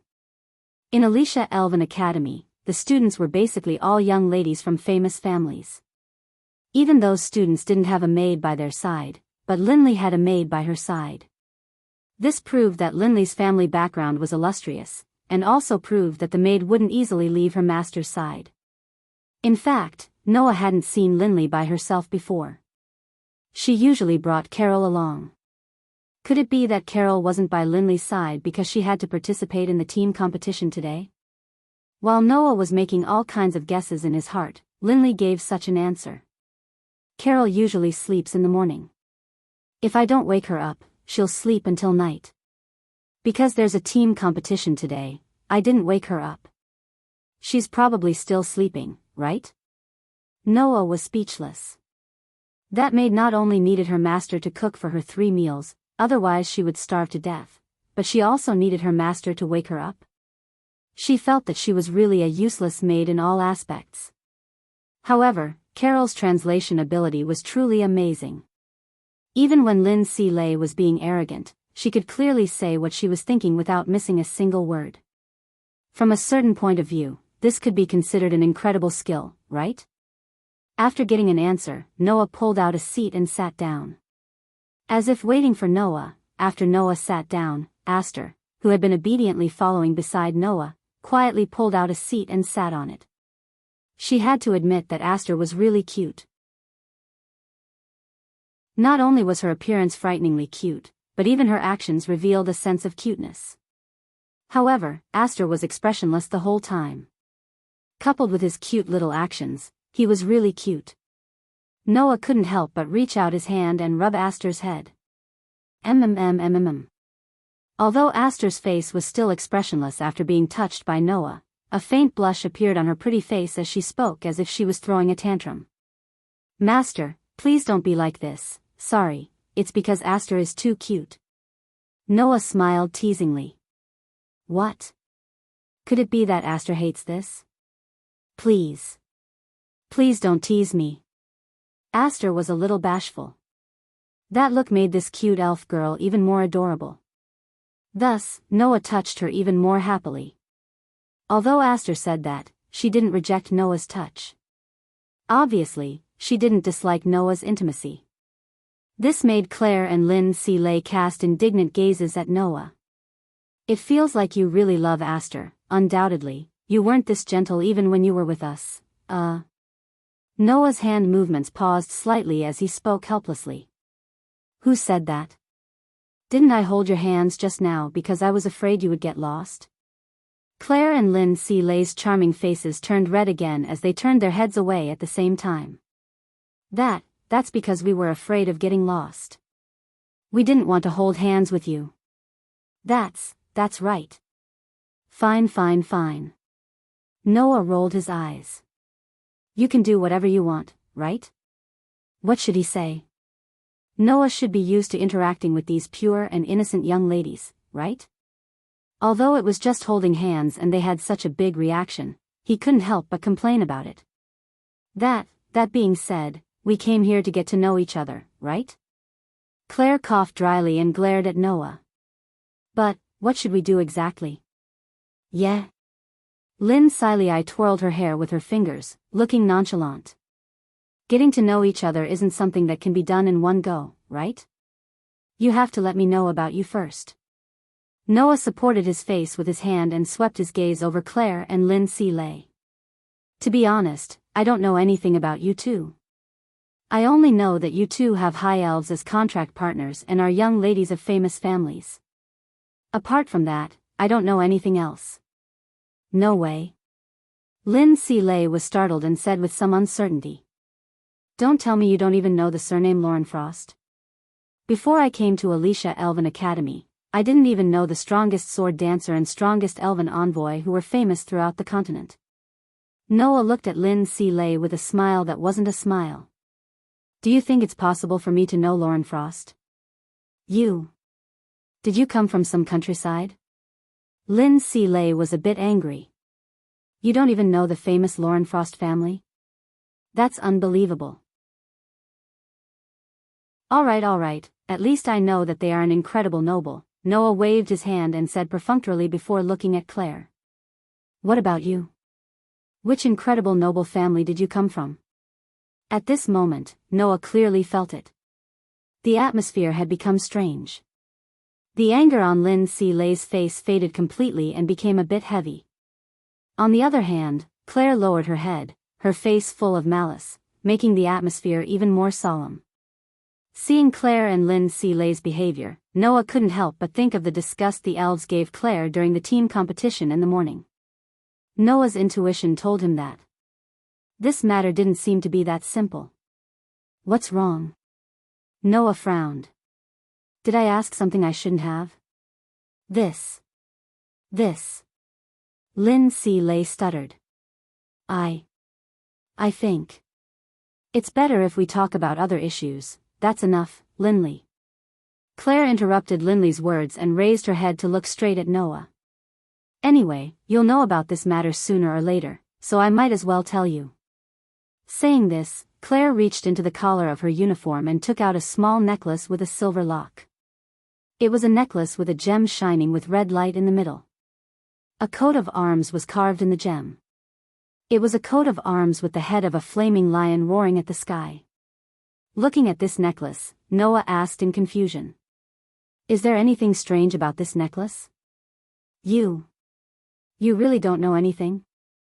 Claire glared at Noah and then sighed and said in a low voice. This is the coat of arms of the Duke Elstian family. Elstian? Noah was confused at first, but suddenly realized something after a while. Noah thought of a person he had talked about with Gray and Vaz in the dean's office yesterday. Rubia Elstian.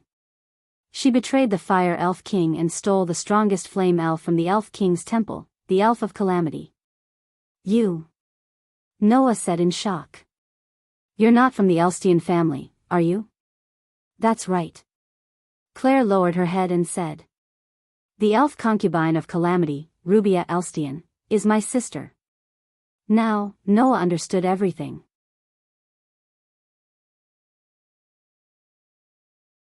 Chapter 982. The Elf Concubine of Calamity. The citizens of the Audisia Empire gave this title to the elf concubine who betrayed the Fire Elf King. Rather than calling it a title, it was more like a curse. Lubia had betrayed the Elf King of Fire and caused the Elf King of Fire to be enraged. The Elf King of Fire had sent down heavenly fire and almost burned the entire territory of the Kingdom of Audisia to ashes. The citizens of the Kingdom of Audisia, who had endured the disaster for an entire year, only had hatred and curses in their hearts. Because of this, the Elstian family of the Fire Elf concubine Lubia was stripped of their title and territory. Even Lubia's parents, the current Duke and Duchess of the Elstian family, were thrown into prison, never to be released for the rest of their lives. And Claire was actually a member of Duke Elstian's family? And the elf concubine of Calamity was Claire's biological sister? Didn't that mean that Claire was the second miss of the Duke's family that had fallen overnight? Duke Elstian's family has long since declined. My parents were also sent to prison because of my sister's matter. Only I was spared from punishment. Claire tightly gripped the necklace engraved with the Elstian family's coat of arms as she spoke self-deprecatingly. If it wasn't for the fact that I was still young at the time and the dean had done a lot of work, I would definitely have been thrown into prison like my family. As the strongest elf envoy on the continent, Grey Vath had not only won the Elven Sword Dance Festival 24 years ago, she had also made great contributions in the Lambard War that had swept through the entire continent. In addition, Grey Vath had once been the leader of the 12 Knights. In the Audisia Empire, this witch's words carried a lot of weight. Of course, no matter how much weight Grey Vath had, she couldn't protect the entire Elstian family. The only thing Grey Vath could do was protect the young Claire and introduce her to the Elven Academy.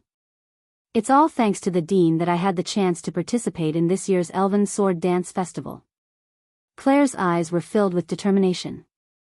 If I can obtain victory in the Elven Sword Dance Festival and allow the Kingdom of Osea to receive the protection of the Elven King, then I can make up for my mistakes. Even if I can't restore the House of Duke Elstian to its former glory, my parents can still be released from prison. For this, I need great power. Claire wanted a fairy that wouldn't lose to anyone, just to obtain power. On the other hand, Claire only wanted power in order to win the Elven Sword Dance Festival. For his parents. For the sake of his family. Also. Claire bit her lips slightly, her eyes becoming uncertain. I also want to know why my sister betrayed the Elf King. The Elven envoy who won the Elven Sword Dance Festival could ask the Elven King to fulfill a wish for them. In order to find out the truth behind her sister's betrayal, Claire needed that wish. Noah also understood why the elves had looked at Claire with such disgust in the morning. It was only because Claire was the sister of the elf concubine of Calamity.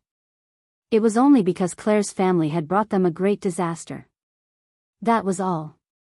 Therefore, there wasn't a single person in the kingdom of Osea who didn't hate the elf concubine of Calamity. Naturally, there wasn't a single person in the kingdom of Osea who had a good impression of the elf concubine of Calamity. Alright, you already know my identity. Claire put away the necklace and turned her head away. If you want to kick me out of the team, you better do it now. Claire. Lindsley opened her mouth, as if wanting to say something, but when she saw Claire's expression of wanting to cry but forcefully holding it in, she didn't know what to say. The eldest daughter of the Lorenfrost family always seemed to be at odds with Claire and often argued with her, but Noah could see that Lindsley actually cared a lot about Claire. Otherwise, if she really didn't have a good relationship with Claire, Lindsley wouldn't have agreed to join Noah's team. No matter what, these two were childhood sweethearts who grew up together, weren't they? How could their relationship really be bad? Seeing Claire's nervous expression as if she was waiting for a trial, Noah couldn't help but laugh. Since it's like this. Noah smiled indifferently. Then let's make a decision. Claire's delicate body trembled slightly, and she even closed her eyes. Obviously, this girl was actually very afraid that Noah would kick her out of the team. After all, as the younger sister of the elf concubine of Calamity, if she was kicked out of the team by Noah, there might really be no one in the Elven Academy who would team up with her. At that time, Claire, who couldn't gather 5 teammates, would naturally miss the opportunity to perform the Elven Sword Dance, and her biggest wish would be completely crushed. Wait. Wait. Lindsley finally couldn't help but speak. I think, however, before Lindsley could finish speaking, she was interrupted by Noah. Although I'm the team leader of this team, I've never thought of being a dictator. Naturally, I'll have to listen to the opinions of the team members when it comes to retrenchment. Noah coughed deliberately and said with a straight face. Let's start voting now. Regarding the matter of kicking Claire out of the team, feel free to raise any ideas. As soon as he said this, Claire immediately froze. Lindsley was also startled, but immediately reacted. She also coughed, crossed her arms, and said insincerely. Ma, although I personally feel that it's a bit inappropriate to be in the same team as a strong opponent like Claire, in terms of strength, this fire cat is still a bit strong. If she stays, our chances of winning will be a bit higher. In other words, Lindsley is in favor of Claire staying? Noah nodded as if he had taken an opinion, then looked at Aster. Aster, what do you think? Hearing Noah's question, Aster, who was swinging his little feet in boredom, stopped his movements, raised his head, and glanced at Claire. That fire cat spirit is a very powerful spirit. If it's here, it'll be of help to Master. Does Aster also approve of Claire staying? Noah suddenly laughed. Then 2 votes in favor of Claire staying. Even if I were to oppose, it wouldn't matter, right? Only now did Claire react. You. As if she didn't want others to see her disappointing side, Claire patted her cheeks and lightly snorted. You should be glad that I'm here. As long as Scarlet and I are here, no matter what kind of enemy it is, it won't be a problem. Seeing Claire's stubborn appearance, Noah and Lindsley looked at each other and suddenly laughed. Don't laugh. Claire's pretty face reddened, and she said to Noah in embarrassment and anger. Speaking of which, you keep talking about us. Why don't you talk about yourself? Me? Noah blinked. I come from the countryside where I don't know anything. Even like that, you want to know about me? That's why I want to know about you. Lindsley said angrily. I want to know what kind of place the countryside is that even the Lorenfrost family doesn't know about. That's right, that's right. Claire nodded repeatedly. You don't even know about the strongest sword dancer and the strongest spirit user. Where did you come from? I also want to know about Master. Aster also looked at Noah in a rare manner. Please tell me. Okay. Noah rubbed his temples. I grew up in a guild, just like that. Noah began to tell Claire, Lindsley, and Aster about himself. Of course, Noah didn't say anything that wasn't convenient to say. He only said that he came from another continent overseas. Moreover, he changed his archmage to a spirit user, and told them a story that was 90% true and 10% false. Sunlight shone down from the sky, enveloping an open-air balcony. On the balcony, there was a pure white round table. On the side of the table, a young girl was drinking black tea while holding a report. Written on the report was the information on the sword dance duel between Noah and Lotus. He actually performed the same sword dance as the strongest sword dancer, and his skill and power aren't below her. The young girl's eyes flashed, and not long after, a beautiful smile bloomed on her face. My chance, perhaps, has come.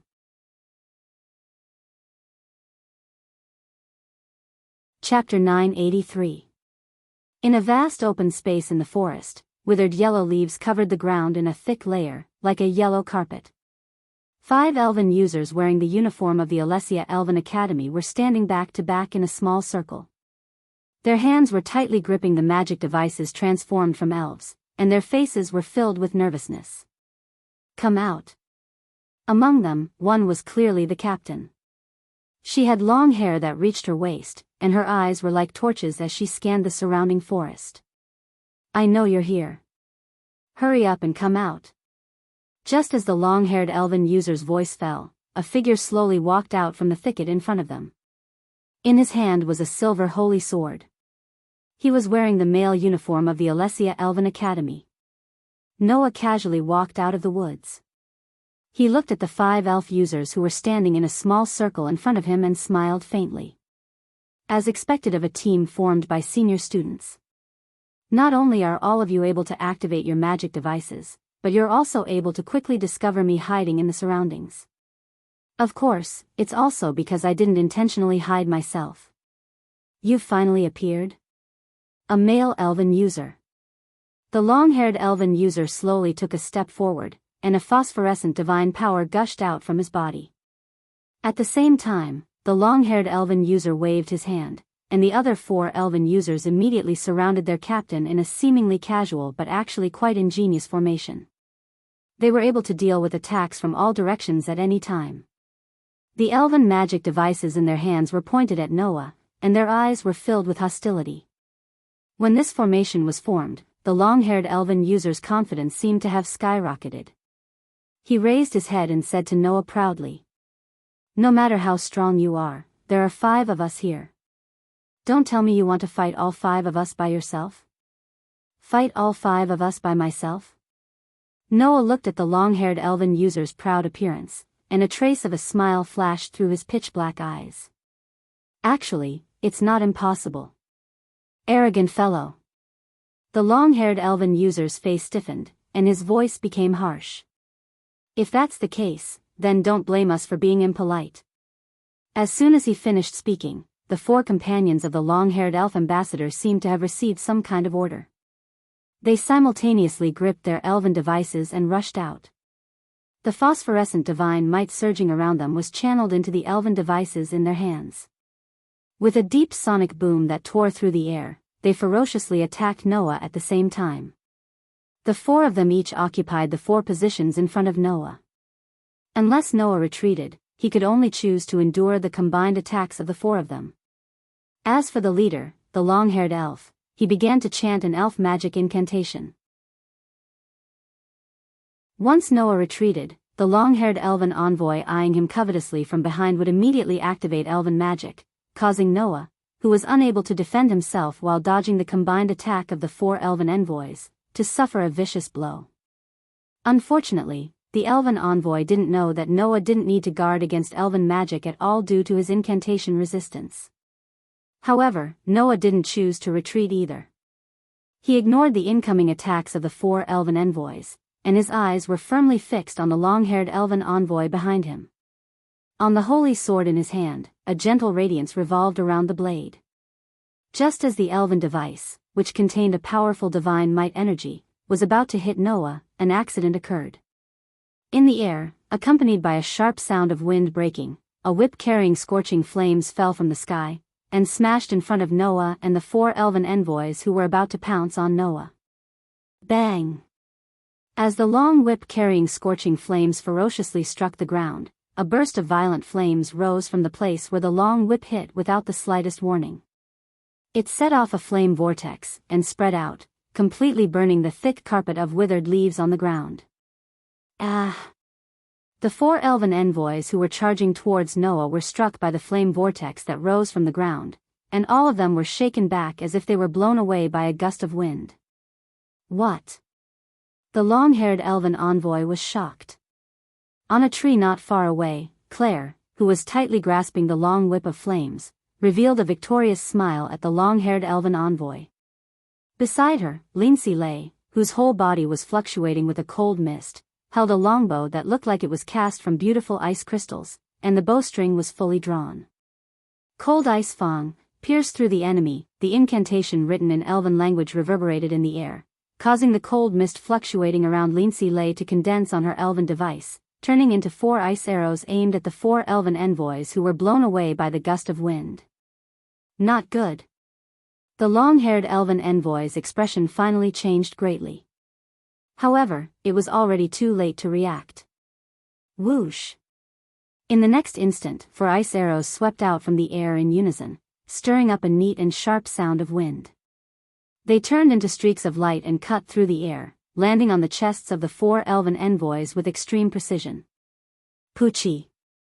Without any suspense, the 4 ice arrows directly pierced through the chests of the 4 elven envoys, causing them to let out a muffled groan. Their bodies were nailed to the ground by the 4 ice arrows, and their heads tilted to one side as they fainted. The instant the 4 elven ambassadors' bodies were pierced by the ice arrows and nailed to the ground, a black shadow flashed out from the rapidly rising vortex of flames. Like a ghost, it appeared in front of the long-haired elven ambassador whose expression had greatly changed, and suddenly smiled at the long-haired elven ambassador. Although it's not impossible for one to face 5, it's a pity that if I take away the opportunity of those prideful young ladies to perform, I'll be blamed to death. After saying this, Noah's arm shook, and the silver holy sword wrapped in a gentle light pierced through the air, piercing through the chest of the long-haired elven envoy. This way, we'll have 3 consecutive victories in the team competition. In the hallway of the academy, Claire said as she walked forward, a trace of uncontrollable joy in her eyes. If we continue to maintain this, we'll definitely be able to squeeze into the top 3 before the Elven Sword Dance Festival and qualify for the competition. Ever since the heart-to-heart talk in the Academy City a week ago, coupled with Noah's deliberate nurturing, Noah, Claire, and Linslay's team awareness and teamwork had improved manyfold. Now, Noah didn't need to use much of his strength at all. He only needed to use strength similar to ordinary elven envoys to cooperate with Claire and Linslay. Even the top 10 teams of the Elven Academy wouldn't have a hard time winning.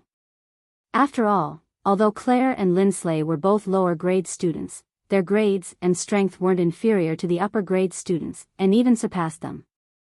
Moreover, their contracted elves were high-grade elves that ordinary elven envoys couldn't have. Their strength could be imagined. To be honest, Noah hadn't thought that Claire and Linslay's strength would be stronger than the majority of the upper-grade students. Previously, the only reason he'd invited Claire and Linslay to join the team was because these 2 young ladies had interacted with Noah before. Now, Noah knew that he'd found a treasure. As long as they were properly nurtured, Claire and Linslay would definitely become outstanding elven envoys that could be put on the stage. It was the same even in the Fairy Sword Dance Festival, which was said to be the largest scale. If this situation continued, attending the Elven Sword Dance Festival was only a matter of time. Now, what we need to worry about is no longer the ranking, but the problem of teammates. Noah shrugged. Even if we can squeeze into the top 3, if we can't gather 5 teammates, we still won't be able to attend the Elven Sword Dance Festival. Allah, you don't have to worry about this at all. Lindsley smiled sweetly. As long as we can squeeze into the top 3, there will be plenty of people who will want to join our team. As they chatted and laughed, the group arrived in front of a bulletin board.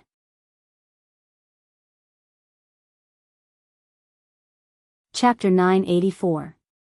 At this moment, there were quite a few students gathered around the bulletin board in front of the corridor. However, when they saw Noah, Claire, and Linley walking over, the students immediately scattered like insects, slipping to the side. Upon closer inspection, some of these students were looking at Noah with curiosity and fear, while others were looking at Claire with disgust and hatred. Even Linley was frowned upon by some of the students, their expressions extremely obvious. The students who looked at Noah with curiosity and fear were because Noah was a male elf. The students who looked at Claire with disgust and hatred were naturally because Claire was the younger sister of the Elven Princess of Calamity. As for Linley, there didn't seem to be any problems on the surface, but this young miss was also a student of the Crow class with many problematic children. It was only natural that she would be treated differently by the students who thought themselves to be honest. Thinking about it this way, Noah's team really was full of problematic people. Even though these problems were not caused by them, it was true that these problems were not caused by them. After staying in Alicia Elven Academy for almost a month, Noah was already used to the gazes of others. Don't be fooled by the fact that the students kept a respectful distance from Noah. In fact, there were also bold witches who were curious about Noah because he was a male elf. At least, ever since he started participating in the Academy's group matches and appeared in the sights of the students, Noah would occasionally find pink envelopes filled with letters and strange gifts and snacks in places he passed by. Many times, Noah didn't know whether to laugh or cry. Even Noah was used to it, not to mention Claire and Linley, who had been in the Academy for a longer time. At that moment, the 3 of them arrived in front of the bulletin board under the gazes of others as if nothing had happened. On the bulletin board set up on the walls of the corridor, there were many things that the students needed to pay attention to. For example, important matters and notices related to the Elven Sword Dance Festival. For example, the date of the group match arranged by the Academy and the name list of both sides. Another example was that the Academy's rankings were also set up here for the students to find their own rankings. In addition, there were pieces of parchment pasted on the bulletin board. On those parchments, there was a list of missions arranged according to the difficulty of the missions. Students were not only able to obtain ranking points by winning the team competition, but they could also accept missions from the Academy and complete the corresponding missions to obtain ranking points. Most of these missions were simple safety missions entrusted by the residents of the Academy city and the nearby villages. Therefore, there were almost no high-level missions accompanied by danger. Of course, it was just almost. There were still some truly dangerous missions. At the top of the bulletin board, there were missions of the highest level. A mission to seal the elves? Linley saw the mission at the top of the notice board at first glance, and said eagerly. Linley, shouldn't we also complete some high-level missions? Noah, Claire, and Linley's team had only been formed a week ago. A newly formed team had to go through 2 or 3 group matches before they could accept missions.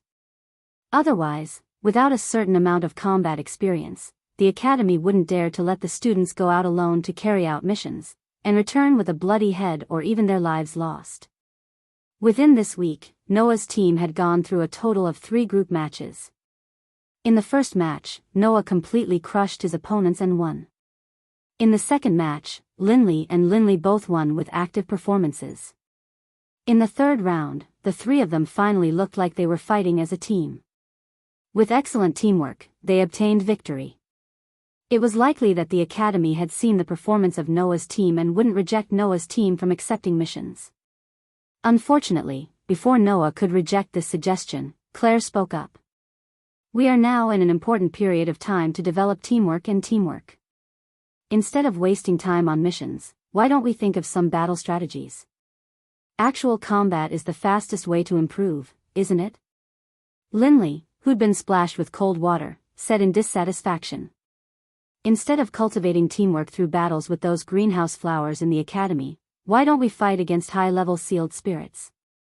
That way, we might improve faster, right? But that's also very dangerous, isn't it? Claire firmly opposed. Even if nothing happens to us, if we get injured and can't participate in the group matches later, the gains won't make up for the losses. Allah? Linley immediately looked at Claire with a provocative look. Could it be that you're scared? Who did you say was scared? Claire glared at Linley. I just don't think there's a need to cater to your actions of taking on dangerous missions just to be in the limelight. I'm not doing it to be in the limelight. Linley was also furious. I'm thinking for the team. Seeing Claire and Linley suddenly quarrel for no reason, Noah couldn't help but feel helpless. There was no helping it. The same scene had already happened who knew how many times this week. And Noah could see it. Not only did Claire and Linley's relationship not show any signs of worsening, it was actually much better than the average person. It was just that these two dishonest young ladies seemed to only know how to express their feelings for each other in this way. And so, it evolved into this every time. And so, Noah simply decided not to understand these two young ladies' daily friendly quarrel to improve their relationship. He raised his eyes and looked at the rankings on the bulletin board. Very quickly, Noah found his team's ranking. 11th place, Fairy Tale. That was naturally the team name that Noah had chosen. The 3 victories in the group matches allowed the Fairy Tale team to surpass many ordinary teams in one fell swoop and began to show their talents. Don't think that winning 3 matches in the group matches would allow them to jump to 11th place quickly. Actually, generally speaking, teams with a bit of strength would rise quickly in the early stages. This was because the ranking points obtained after winning in the group competition varied. Winning against a team that was ranked higher than them would naturally result in higher ranking points. Conversely, it would be less. Noah's Fairy Tale team had only been established a week ago. At that time, most of the teams had already participated in several matches and had begun who knows how long to compete for the rankings. They had more or less accumulated some points and were ranked at the top of the rankings. Defeating these 3 teams allowed the Fairy Tale team to gain a lot of points and jump to 11th place in one fell swoop. But it was not so simple after that. Unless they won a match against a team in the top 10. By the way, the ranking points were not directly recorded on the team, but on every fairy user in the team. Regardless of whether they had won the competition or completed the mission, they had obtained ranking points. These ranking points would be evenly distributed to every elven user in the team. Then, the ranking points of the elven users in the team would be added up to calculate the team's ranking.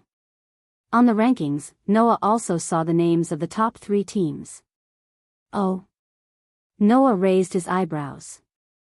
Alice's team is actually ranked 3rd? Isn't that normal?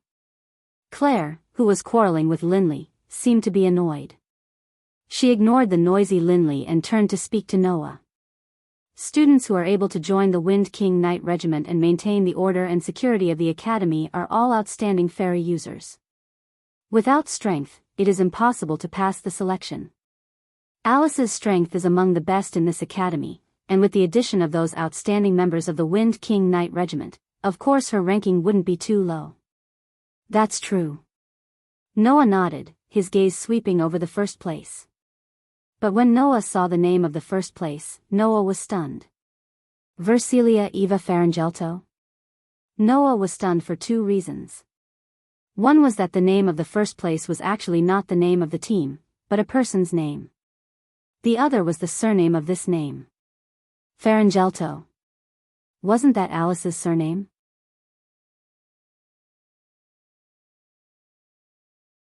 Chapter 985. On the side, Claire and Linley seemed to have noticed that Noah was paying attention to something and immediately glanced at each other. What's wrong? Claire asked directly. Are you very concerned about Versilia? If you want to say that I am concerned, then I am concerned, right? Noah looked at the first place on the ranking list and asked. This Versilia's surname is Frangerto. Could it be that she is from that Frangerto? In this week, although Noah couldn't say that he completely understood this world, he had at least grasped some information about the family backgrounds of those close to him. Claire, for example, was a descendant of the already declining Duke Elstine family. Linley was from the Lorenfrost family, a famous family with a long history. They had lived in the ice border for a long time, but in terms of status, they weren't inferior to the Duke Elstine family at all. As for Alice, her Frangelto family was a famous family of the martial arts faction. Not only had the Frangerto family occupied an extremely high position in the military of the empire for generations, but the current Duke Frangerto was also the chief military advisor of the empire.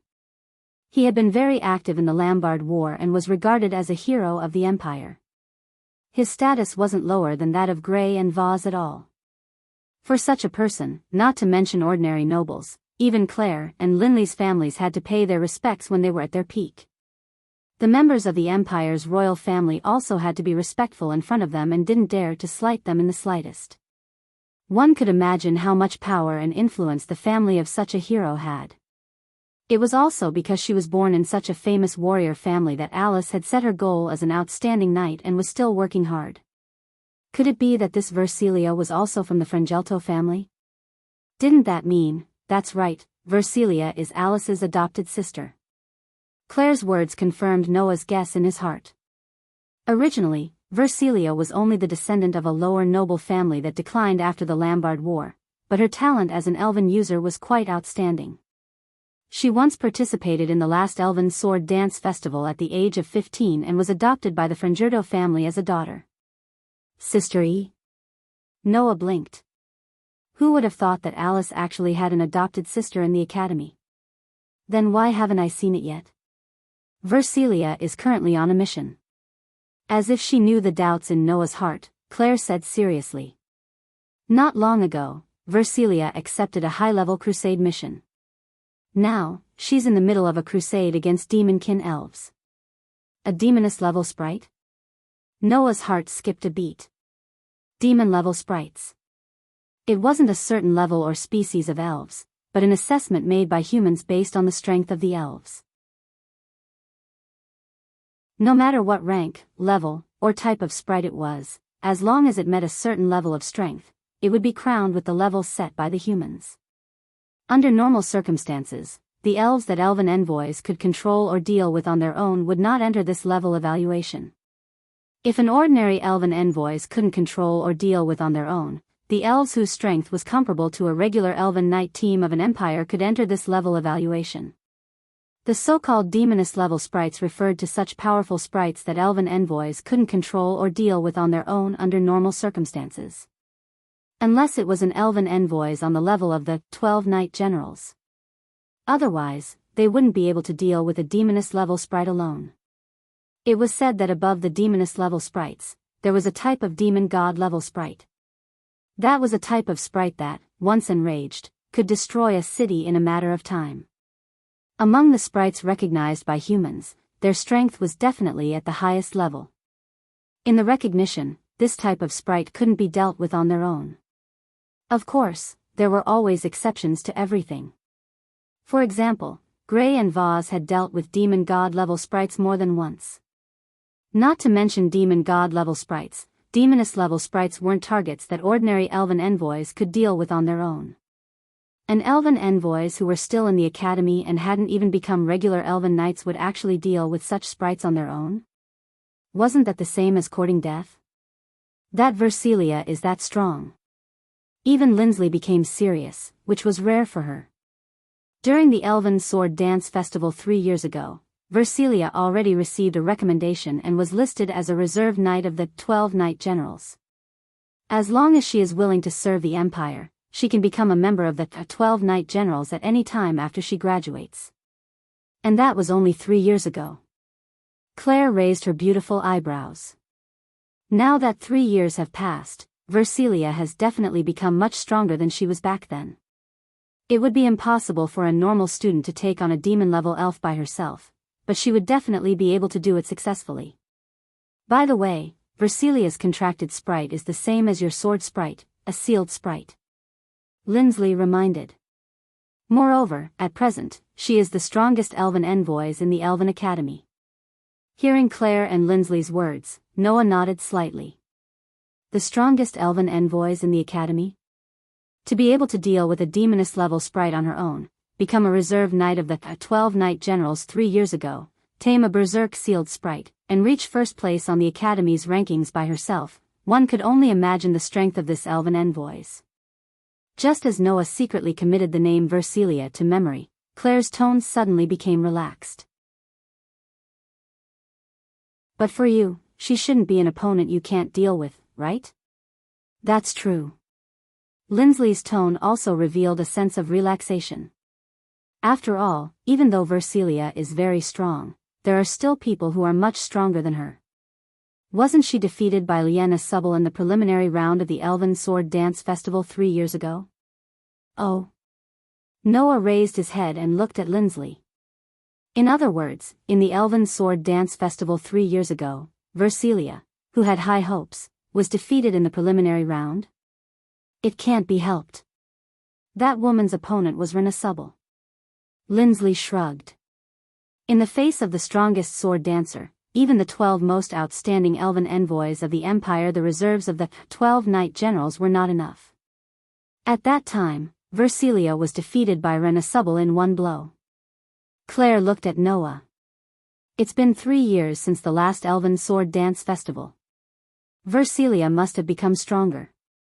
In this academy, there shouldn't be a second person who can compete with her except for you, who can compete with the strongest sword dancer, right? Noah nodded absent-mindedly. Speaking of which, Alice seemed to have said that she had a roommate in her room. Because she was on a mission, she wasn't in the academy. Could that so-called roommate be Versilia? At this moment, a voice suddenly burst into the scene. Oh. You're here. As she spoke, Freya walked over from the other side of the corridor with a book in her hand. She spoke directly to Noah, who was standing in front of the notice board. Just in time. Go to the office, the dean is looking for you. Grey vase? Noah was stunned. At the same time, in a corner of the academy city, the highest-ranking dark elf wearing a dark-colored robe appeared quietly. You're finally here? The one who spoke was not the dark elf girl, but a youth. A youth with dark skin, dark red hair, and bright red runes all over his body. Let's get to the point. The youth stared at the dark elf's beautiful face. The male elven envoy who is the Demon King's successor is in that academy, right? I never said that he is the Demon King's successor. Lastia pursed her lips and smiled. I only said that there is a male elven envoy in that academy. That's enough. A cruel smile appeared on the youth's face. As a male elven envoy, let me show him who is worthy of the title of Demon King.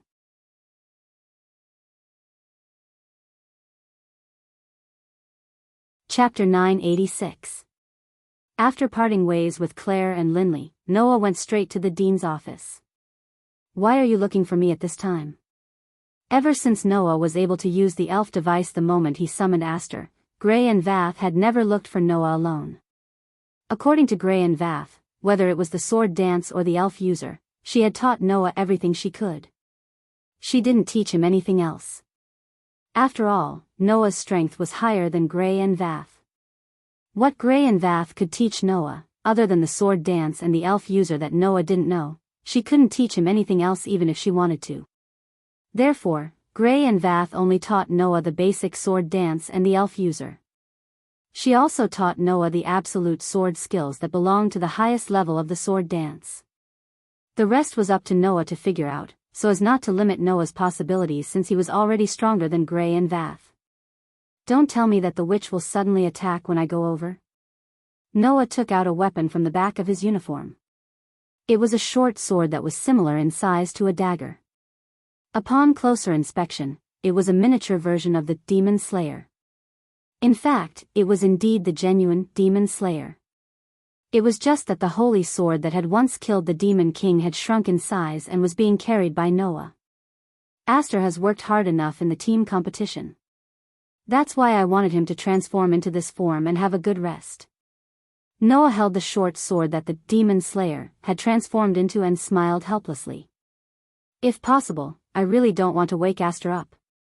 If Aster didn't wake up, then the short sword in Noah's hand wouldn't be able to compete with the highest level of noble phantasm. It would even be relatively weak compared to normal weapons. Of course, if Noah imbued it with holy aura, Aster would immediately sense it and wake up to unleash the true power of the Demon Slayer. However, Aster was resting now. Noah really didn't want to wake her up because of the witch's prank. After putting the short sword that Aster had transformed into back to his waist, he put down his uniform and covered it. Noah came to the dean's office and knocked twice. Not long after, a calm and deep voice sounded from inside. "Come in." Noah opened the door and walked into the dean's office. However, at the next moment, the scene that appeared in front of Noah made him feel a little surprised. Because in the office, there wasn't only Gray and Vaz alone. In front of the luxurious desk that Gray and Vaz used, a girl was standing there.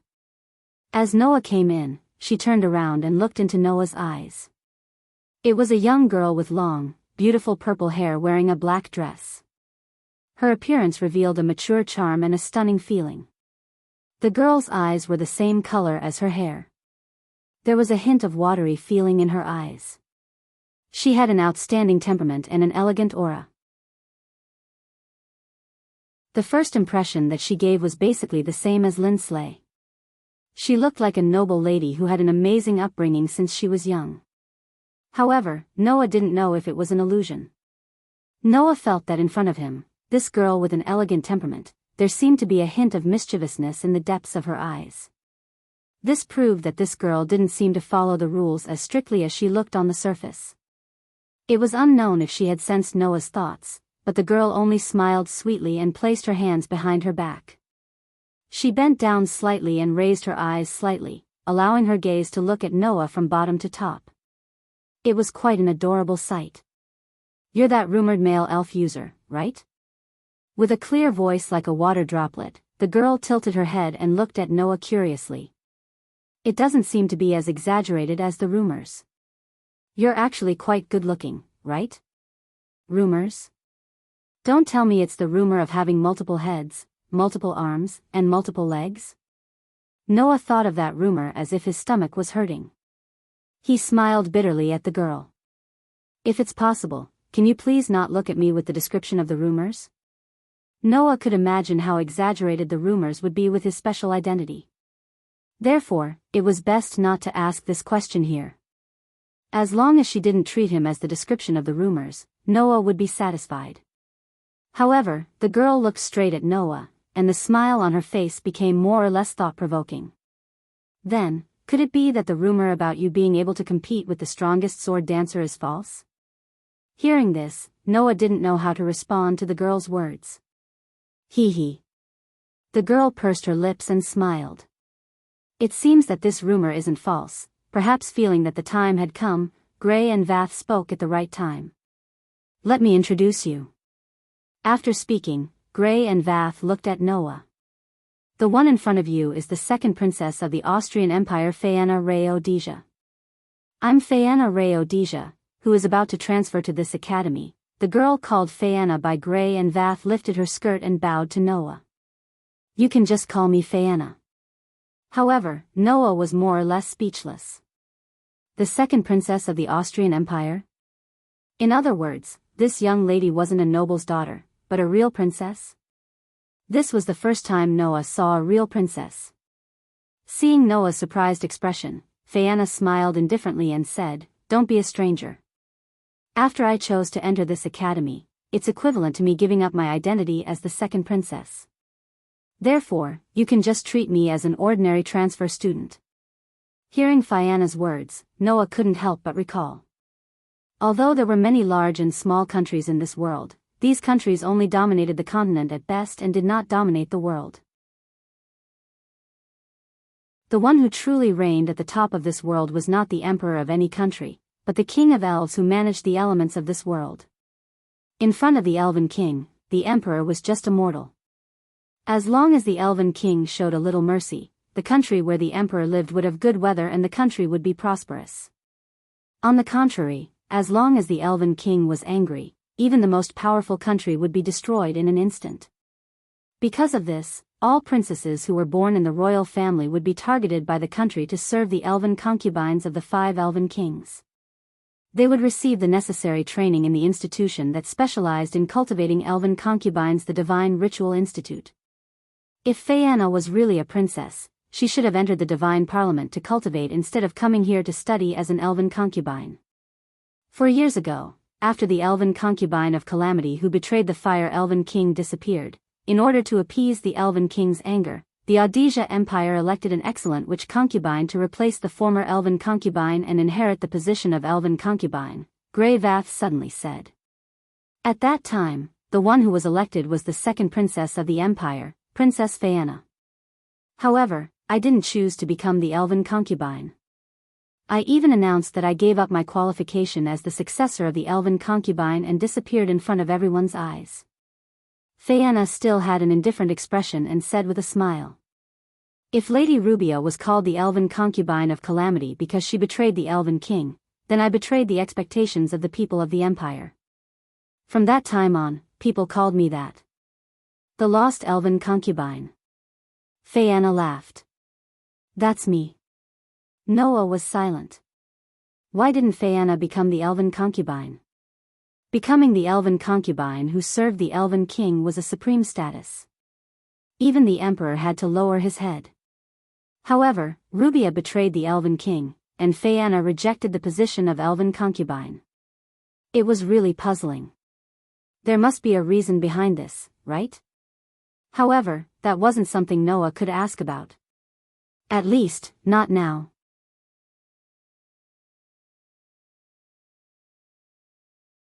Chapter 987. Second Princess. Alessia Elven Academy, Mole's dormitory. In a room, Alice looked at Fayanna with a shocked expression. When she came back to her senses, she immediately knelt on one knee and lowered her head. Please forgive my rudeness, Your Highness. I am Alice Farangelto, and I offer my greetings to you. I know you, Duke Farangelto's granddaughter, right? Fayanna didn't act like a princess at all. Instead, she smiled casually. Please don't be so polite. Although I am a princess, I am only a princess in name. You should be able to understand what I mean. This. Alice was speechless. Although she wasn't as infamous as the elven concubine of Calamity, Fayanna, the lost elven concubine, still carried a lot of negative rumors. Almost no one didn't know this princess. And no one didn't know what kind of things this princess had done. When all the citizens of Alicia Empire were enduring the wrath of the Elven King and praying for a new elven concubine to stand up and serve the Elven King, the recommended Fayanna not only didn't respond to the citizens' expectations, but also refused to be the elven concubine. Under such circumstances, how could Fayanna not carry a lot of negative rumors? Therefore, although they didn't say it on the surface, there must be a lot of people in Alicia Empire who were resentful of Fayanna. Not to mention, Fayanna's actions would definitely make the Alicia Empire's royal family lose face. Therefore, Fayanna was only a princess in name. Originally, as a princess of the royal family, I should be cultivating in the elven concubine's divine parliament and working hard to become one. But now, not only did I give up the position of elven concubine, I also came here to study as an elven concubine. Fayanna said indifferently. This way, I can't be called the princess of Alicia Empire at all. Coming here can be considered as giving up the title of the royal family, right? But even so, you are still the princess of the empire, and I am a knight of the Farangelto family who is loyal to Alicia Empire. Alice said stubbornly. As a knight, it is only natural for me to offer my greetings to you. All right. Fayanna's smile turned into a troubled expression. Then just this once. Don't treat me like an outsider in the future, okay? Huh. Alice seemed to be a little reluctant, but when she thought of Fayanna's sensitive identity, she could only accept it. She knew that her blind respect for Fayanna would most likely worsen the reputation of this princess. I understand, but I thought you would be more rigid as a direct descendant of the Farangelto family. Fayanna glanced around the pink room and said with a surprised voice. I didn't expect you to have such a girly interest. Please, please don't make fun of me," Alice protested in a small voice. After which, she turned her gaze towards Noah, who was standing at the side as though it had nothing to do with him. A puzzled expression surfaced on her pretty face. "If that's the case, why is the princess with you?" Seeing that Alice finally remembered him, Noah scratched his cheek and sighed. "You should ask Her Royal Highness the Princess about this." "Your Highness?" Alice was slightly taken aback. "I asked for it." Fianna smiled mischievously. "Because I am a little interested in what kind of life Noah is living in such a heterosexual academy, I asked Noah to take me to his room to have a look." Saying this, Fianna looked at Alice with a smile that wasn't a smile. "But I didn't expect that Noah is actually living with the Faringelto family's knight, the granddaughter of the Empire's hero. It really surprised me." Please don't misunderstand," Alice said with a little panic. There is absolutely no impure relationship between the opposite sex in this. We are living together because of safety concerns." "Safety concerns?" Fianna teased. "A man and a woman living alone in a room, no matter how you think about it, it's not very safe, right?" Perhaps because of Fianna's ambiguous expression, Alice's face suddenly turned red and she stared at Noah. "If this man dares to do anything to me, I will definitely make him into a potato stew." "Why is it a potato stew?" Noah couldn't help but ridicule. "I'm a potato? Or meat?" He didn't know if it was because of Alice's training in cooking, but once this overly serious knight got angry, she would usually threaten to make the other party into various dishes. Although Noah didn't know if there was a need to be afraid of this kind of threat. On the other hand, Fianna winked at Alice. "But isn't classmate Noah able to fight against that Renasubble head-on? Do you have the confidence to stop this kind of Noah from doing bad things?" Alice was speechless again. After a while, she revealed a determined expression. "I'm a knight of the Frangelto family, and also the head of the Wind King Knights. No matter how strong the opponent is, I won't watch him do bad things." "Really?" Fianna exclaimed. "You are indeed a knight of noble character and unquestionable integrity." Hey.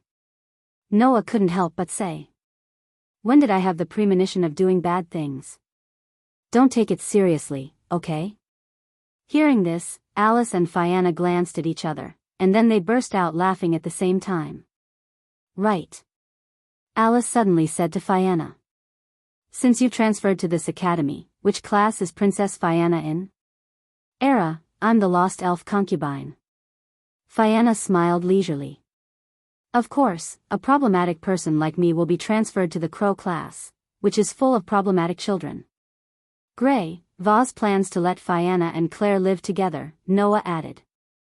"That's why she asked me to lead the way for Fianna." Noah made a small lie. Gray, Vaz called Noah over not because she wanted Noah to lead the way for Fianna. Otherwise, wouldn't it be more convenient to let Claire, who was supposed to be in the same dormitory as Fianna, lead the way? Gray, Vaz called Noah over mainly because it was Fianna's request. "I plan to participate in this year's Elven Sword Dance Festival, and I heard that student Noah is an excellent elf user who can compete with Renasubble, so I asked the dean to recommend me to join student Noah's team." Fianna's eyes flashed with a light that others couldn't understand. "It's also my request to be in the same dormitory as Claire Lucio." Hearing Fianna's somewhat complicated tone, Noah and Alice both fell silent.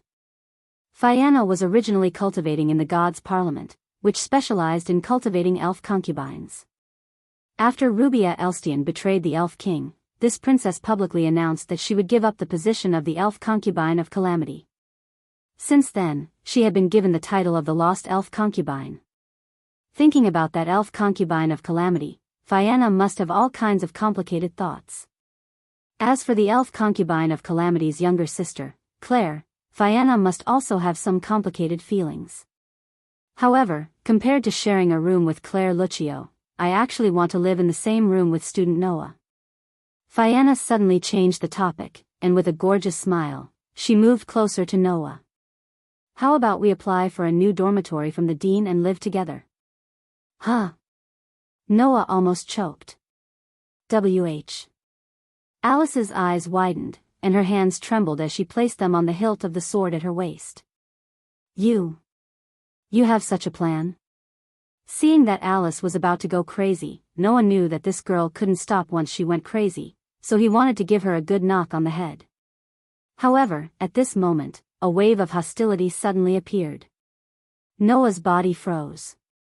In the next moment, a thunderbolt pierced through the space, and with a sharp sound, it shot in from outside the window.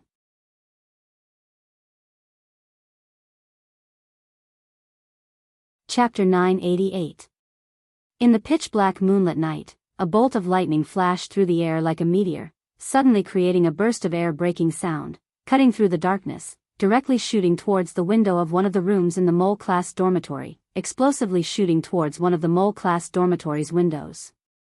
However, when the lightning that was shooting towards one of the windows of the dormitory of the mole class hit the inside of the room, before it could touch the window of the room, a cold light shot out from the window of the room as if it was going to meet the lightning that was shooting towards it. Upon closer inspection, the body of the cold light was actually an ordinary knight's sword. Bang! Along with a loud explosion, the knight's sword that shot out from the room collided with the lightning bolt, setting off a strong gust of wind. Immediately after, the bolt of lightning that collided with the knight's sword disappeared. The knight's sword was also shaken into a pile of powder by the bolt of lightning and scattered down from the sky. Witnessing this scene with his own eyes, in the quiet moonlit night, a black shadow flashed out from the thicket in the courtyard. The tip of his foot lightly tapped on a tree branch and his figure gracefully flew up to a statue in the middle of a fountain in the courtyard in front of the mole dormitory. He slightly raised his eyes and shot his gaze towards the room. Quite capable, it would be boring if you didn't do this. After the black shadow finished his words, in just a moment, another black shadow shot out from the room that was targeted by the bolt of lightning.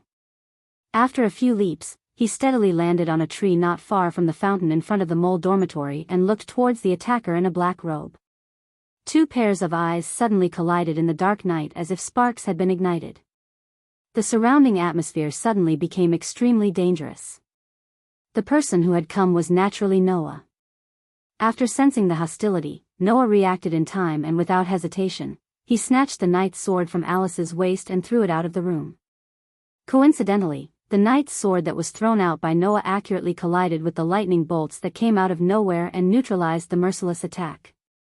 At this moment, Alice and Fayanna poked their heads out from the window of the room and clearly saw Noah and the black-robed man confronting each other in front of the courtyard of the mole dormitory.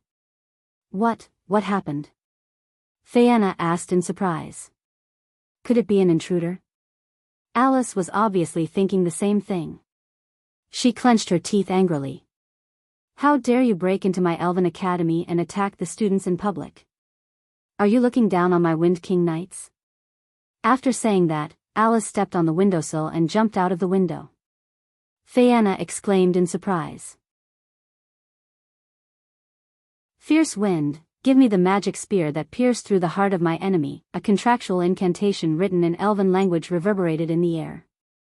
At this moment, a gust of wind spun out from under Alice's feet and supported her to land steadily on the ground. Then, with a spin, it condensed into a gorgeous ceremonial spear in Alice's hand.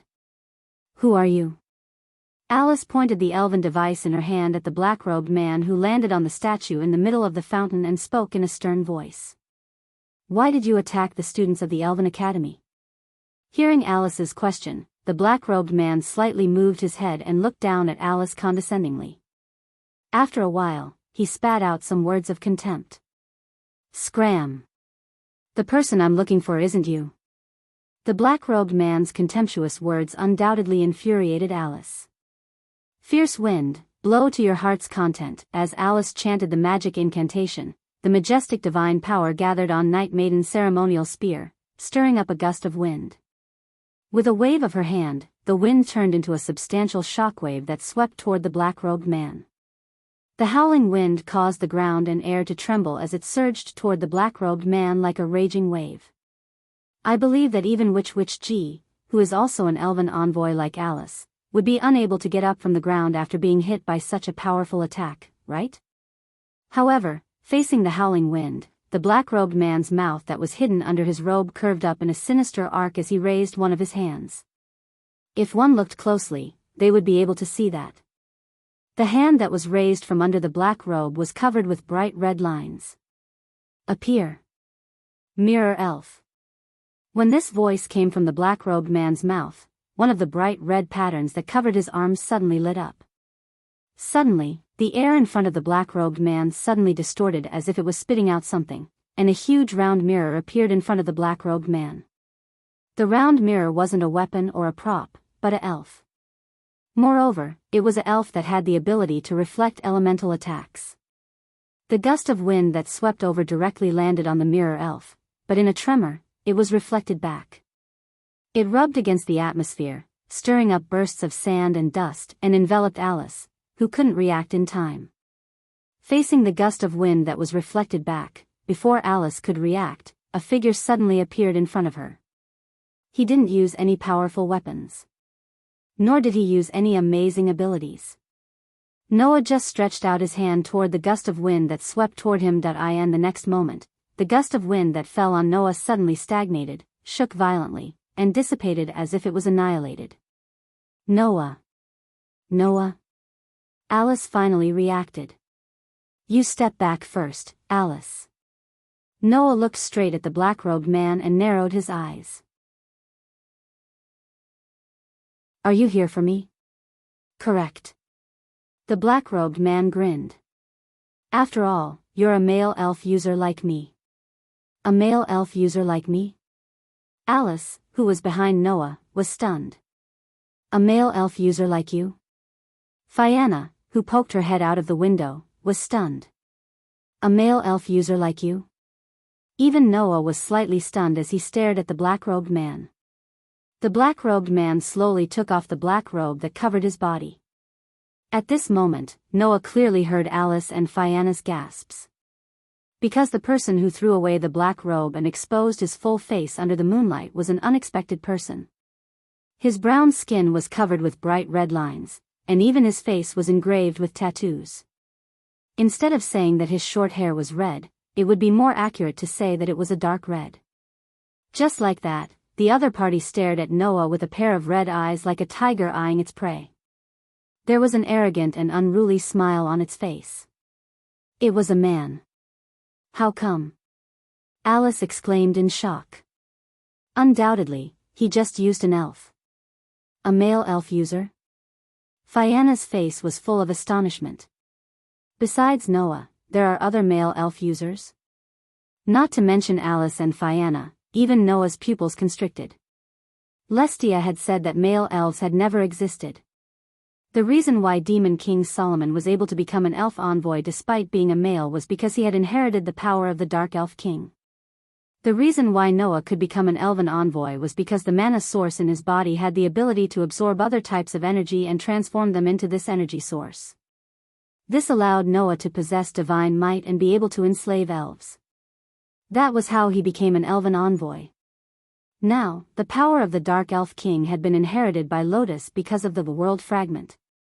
It was impossible for this person to have an energy source that could transform into any energy like Noah. However, this person was indeed a male and enslave elves. This was a fact. In other words, this person was very likely to be a true male elf user. Noah stared at the man with an arrogant smile on his face and asked. You, who are you? I'm Geo Inzak. The dark-skinned young man introduced himself. The successor of the Demon King. After saying that, the male elf user who called himself Geo reached out his hand toward Noah. Show yourself. Fong elf. One of the bright red lines on the male elf user's hand lit up again.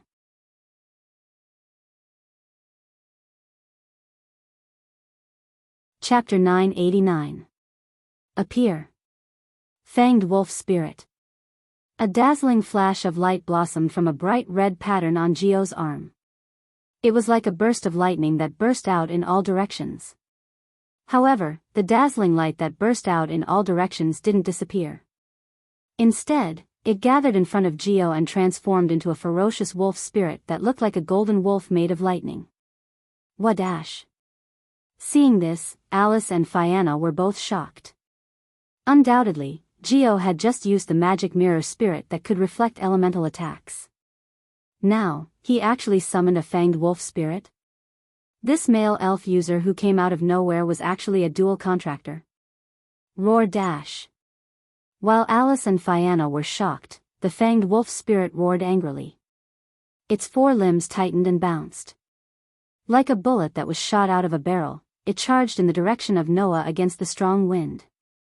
Although Noah was a little surprised, at the same time, he sneered in his heart. The fanged wolf spirit that was charging at Noah seemed to be a middle-rank elf. However, for some reason, its ferocious appearance and ferocious attack gave off a very stiff feeling.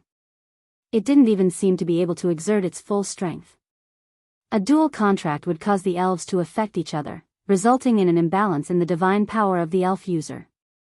Not only would he be unable to control the elves freely, but he might also be unable to summon the elves.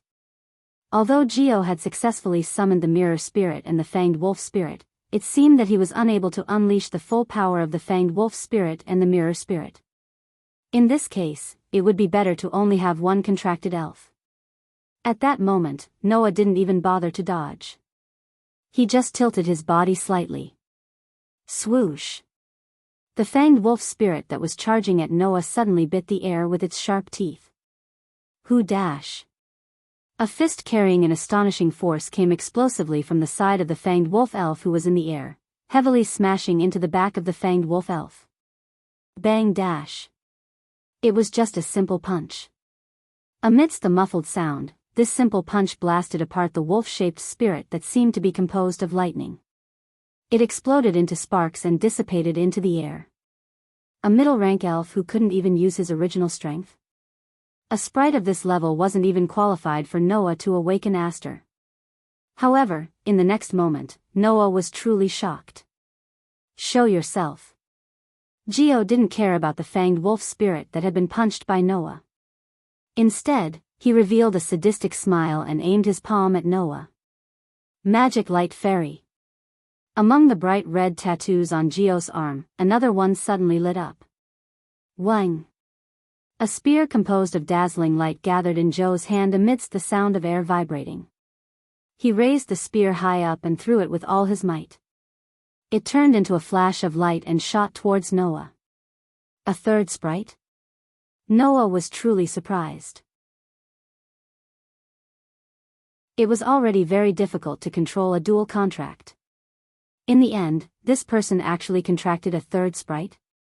In this case, how could this guy who called himself Geo still control sprites? Even when he had two sprites, he couldn't fully utilize their strength. Under such circumstances, contracting a third sprite would definitely cause the divine might to be completely unbalanced and unusable. Noah didn't have time to think too much. He stared at the spear of light that was shooting towards him, and with a turn of his body, one of his legs whipped forward like a fierce whip amidst the whistling wind. Bang dash! As expected, the spear of light that was shot out was directly blown up by Noah's kick. Once again, it turned into an explosion of light and was annihilated in the air. At this moment, a black shadow suddenly appeared under Noah and imprinted an arrogant and unruly face into Noah's eyes. Show yourself. Sword Sprite. A familiar light flashed from another bright red pattern on Geo's arm. A simple and unadorned sword suddenly appeared in Geo's hand. He tightly grasped it and swung it, cutting through the air and chopping towards Noah's head. Be careful! Alice and Fianna cried out in alarm. However, even without Alice and Fianna's warning, Noah, who had the most outstanding sensing ability, would never be ambushed. Clink! With a crisp sound, the long sword transformed from the sword sprite was clamped between two of Noah's fingers, stopping in midair. Oh! Geo tried to pull the weapon in his hand but couldn't make it move at all. He looked at Noah with surprise and mockery. You do have some strength. No wonder you can compete with Liana Subble in a sword dance. Ignoring Geo's mockery and surprise, Noah tightly clamped Geo's sword sprite with 2 fingers and looked into Geo's eyes as he said coldly, "Fourth sprite." "The 4th sprite. You've contracted so many sprites, yet you're still able to summon them and use them in battle. That's pretty good." Although the dual contract would cause the fairies to affect each other and cause an imbalance in the divine aura, greatly reducing the fairies' power and making it impossible for them to be summoned, there was no lack of talented fairies in this world. Being able to freely command 2 sprites under the condition of concluding a dual contract, and being able to fully display the power of the 2 sprites to the sprite user, that also existed. However, a triple contract was too rare. Quadruple contracts were almost impossible to completely control the sprites. However, Geo used 4 sprites in total. Although each sprite wasn't very strong and couldn't fully utilize their power, with such a large number of contracted sprites, just by complementing each other's weaknesses, the sprite user's battle power would greatly increase. This male sprite user who came out of nowhere had such an ability. Huh. There's nothing to be surprised about, right? Geo continuously exerted force on the sword sprite in his hand and the corner of his mouth cracked into an arrogant smile. Demon King Solomon can control the 72 pillar sprites. Geo's words made Noah frown. At this moment, Noah noticed a problem. Every time Geo used a sprite, a bright red pattern on his body would light up. The bright red patterns on Geo's body had been engraved all over his body and there was no way to count them. Thinking of this, Noah said in surprise. "Could it be, didn't I say it before?" Geo sneered. "I'm the successor of the Demon King." After speaking, Geo threw away the weapon in his hand and jumped away. "Show yourself. Wind sprite." A violent whirlwind with Geo as the center suddenly shook and expanded in all directions. In an instant, it attacked Noah who wasn't too far away from Geo. Alice, who wasn't too far away, was suddenly hit by the violent whirlwind and was directly sent flying. Noah, on the other hand, stood firm in the midst of the gale. His uniform fluttered in the wind, and his bangs swayed with all his might. However, it could not block Noah's gaze that was beginning to turn cold. Then, such a sentence reverberated from the center of the hurricane-like violent whirlwind and clearly drilled into everyone's ears. "The successor of the Demon King? Who are you trying to fool?" The moment the words fell, Noah's feet suddenly landed in the violent whirlwind. With a muffled bang, he turned into an arrow that left the bow and rushed out of the eye of the hurricane against the raging violent whirlwind. He flashed in front of the retreating Geo. Geo didn't even have the chance to react before a punch with astonishing force suddenly imprinted on his chest. Bang! With a muffled sound, Geo's body flew backward and heavily smashed into the ground not far away. "Do you deserve to be called the Demon King?" Looking at Geo who fell to the ground, Noah curled his lips and smiled. "If the Demon King is as easy to deal with as you, I don't have to worry about how to deal with the strongest sword dancer." The Demon King referred to the elf envoy who inherited the power of the Dark Elf King. If the Elf King's power was only at this level, Noah really didn't have to worry about it.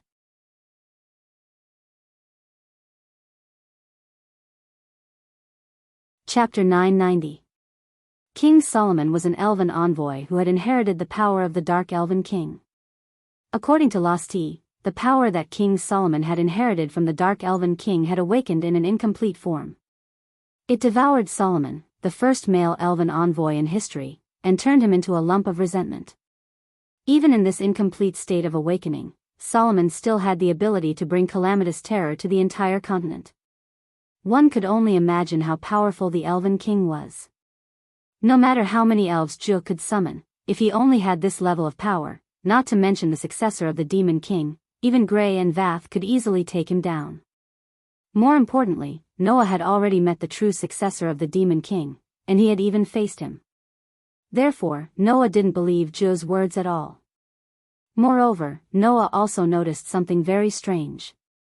Logically speaking, even if the level and power of the elves aren't very high, it would still take a lot of divine power to summon 4 or 5 elves in a row.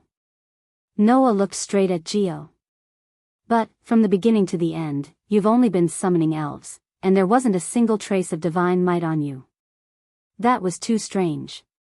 Divine might was the energy that elven envoys had to consume when using the power of elves. Whether it was summoning elves, enslaving elves, summoning elves, turning elves into elven devices, or using elven magic, it would consume divine might. However, from the beginning to the end, Ju had been able to summon elves without using any divine might at all. It didn't seem like an elven envoy was summoning elves, and it didn't seem like an elven envoy was summoning elves. Elven envoys could also summon other elves, but they still had to form a contract with a specific elven envoy. That was because elven envoys and contracted elves were partners who had formed an unbreakable symbiotic relationship with each other. If the contract was exchanged, not only would the elven envoy obtain the ability to use elven magic, but the elven envoy would also be able to summon elves to his side anytime and anywhere. When the elven envoy grew, the contracted elves would also grow accordingly. If the contract was not exchanged, not only would the sprite not be able to grow, it would also be unable to fully unleash the power of the sprite and control it freely. Therefore, even if they could enslave other fairies, the elven envoy would still enter into a contract with one of them. That wasn't just because of the relationship between the elf user and the contracted elf being able to grow together. In battle, the divine aura energy of the elf master and the contracted elf master could even combine with each other to unleash a power that was greater than 1+1. Just like Noah and Aster. Only when one had a contract with a spirit could one display the true power of a spirit user. You didn't even use your divine power from the beginning to the end, but you were able to summon spirits and use them in battle. Does that mean you don't need to use divine power to summon contracted spirits? Noah looked at Geo, who had a terrible expression on his face. Can I assume that you're simply using other means to release the spirits that don't belong to you? Lying on the ground and clutching his chest, Geo's expression changed. It can't be. Fianna, who poked her head out of Alice's room, exclaimed in shock. In other words, those spirits aren't contracted to him at all? He's simply releasing the spirits? Alice, who had been sent flying by the storm earlier, asked with uncertainty as she floated in mid-air with the help of her elven magic. Could it be that those spirits are all sealed spirits? At first, Noah thought that the bright red patterns that covered Geo's body were the imprints of his spirits. However, if Geo didn't have any divine power at all, and didn't enter into a contract with any spirits, those bright red patterns couldn't be the imprints of the spirits. In that case, the only explanation was that those bright red patterns were merely a seal. It was used to seal sprites and simply release them, creating the illusion that multiple sprites were being controlled. In that case, Geo wasn't even an elf envoy, let alone a demon king. Impossible. Alice couldn't help but exclaim. If he's simply releasing the sealed spirits, how did he control them? The one who answered this question was none other than Geo himself. That's because I have the power to control them. Holding his aching chest, Geo stood up from the ground with difficulty and let out a gloomy laugh as he opened one of his hands. There was a red gemstone in the shape of a magatama lying on that hand. That's... Fianna covered her mouth and exclaimed in shock. Blood of the Elf King. What? Alice's face was filled with shock. Not only Alice, but Noah, who had clearly heard Fianna's voice, frowned and stared at the red magatama in Geo's hand. In this world, there was a very special stone. It was an ore that could seal the spirits and a part of their power within it, and release the power of the spirits within to temporarily use the power of the spirits. That ore was called the Elven Oregon. The so-called blood of the Elf King was a type of Elven Oregon. Moreover, it was a very special type even among the Elven ores. It was a very special Elven ore that could only be mined in the holy realm of the elemental spirits world. Its function was basically the same as the Elven Oregon. However, ordinary Elven ores could only seal the power of low-ranking spirits or middle-ranking spirits. The blood of the Elf King, on the other hand, could seal a part of the power of high-ranking spirits and unleash an extremely powerful effect. Because of this, the blood of the Elf King could be said to be a national treasure. Even if one had money or power, they might not be able to buy it. Not to mention other things, even Alice, a direct descendant of the Frangelto family, couldn't get her hands on this national treasure. This fake elven envoy who came from God knows where actually had such a national treasure-level treasure. This is the source of my power. Holding the elf king's blood that looked like a jade hook, Geo laughed arrogantly. Sealed in it is the most powerful spirit that can control a large number of spirits, the Mad King spirit. I see. Noah sneered. It's because of the power of the Mad King's elves that you came up with the idea of sealing a large number of elves on your body and simply releasing them for use in battle, am I right? It doesn't matter what method I use. As long as I can get the same power as the legendary Demon King, that's enough. Geo glared at Noah angrily. I'm the real Demon King's descendant. As long as I defeat you, a male elf envoy that came out of nowhere, no one will suspect me. The reason why Geo targeted Noah was that Noah had the ability to be an elf envoy. It wasn't because of jealousy, nor was it because he had no other choice. It was because there was only one male elf envoy in history, and Noah, who was also a male elf envoy, naturally gave people the feeling that he was the Demon King's descendant. This was something that Geo didn't want to see. This stupid and ignorant man had always thought of himself as the real Demon King. Only I can become the Demon King. Geo sneered. A bright red pattern on his body lit up and turned into a sharp steel sword that fell into his hand. I'll kill you and use this to prove that I'm the real Demon King. After saying that, Geo stomped on the ground and shot toward Noah like an arrow. The steel sword in his hand turned into a beam of cold light, cutting through the air and slashing toward Noah's body. Stupid guy. Noah's eyes turned cold, and his body began to surge with some divine power. Just as Noah and Geo were about to collide, an extremely cold voice resounded in the entire space. I can't stand watching this anymore. When this extremely cold voice rang out in the air, everyone present was stunned. Only Noah seemed to have sensed something before the voice sounded. He tapped the ground with the tip of his foot and retreated quickly.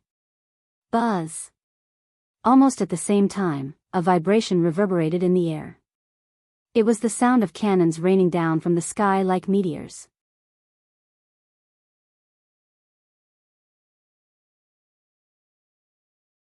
Chapter 991. In the dark moonlit night, the fierce cannon fire that fell from the sky like raindrops illuminated the entire darkness. Amidst the vibrations in the air, the cannon fire suddenly poured down toward the courtyard in front of the mole-class dormitory. Dong! Everyone only felt a flash of light descend from the sky and suddenly land in front of them. Immediately, a wild and violent impact that shook the sky exploded on the courtyard, lifting layers of wind. It was like a stormy sea that spread in all directions. Geo didn't even have time to react before he was directly submerged by the fierce cannon fire that fell from the sky. Noah had already retreated in time before that. When the violent impact swept in front of him like a stormy wave, he simply relaxed his body and took advantage of the strong winds to lightly float away. As for Alice, who relied on the elven magic of the wind attribute to float in the air, and Fianna, who had been hiding in Alice's room, were blown by the violent wind. They could only raise their hands to block in front of themselves and let out an imperceptible groan of anguish. After an unknown amount of time, the violent wind that shook the surroundings slowly calmed down and gradually calmed down. However, the courtyard in front of the mole-class dormitory had greatly changed. The ground looked as if it was scorched. Not only were there scorch marks everywhere, but there were also wisps of light smoke rising from it. In the courtyard, whether it was the fountain, the trees, or the flower beds, everything was destroyed by that round of fierce cannon fire, turning into waves of ruins and debris. As for Geo, his whole body looked as if it had been burned. Lying in the middle of the ruins, it was unknown whether he was still alive or not.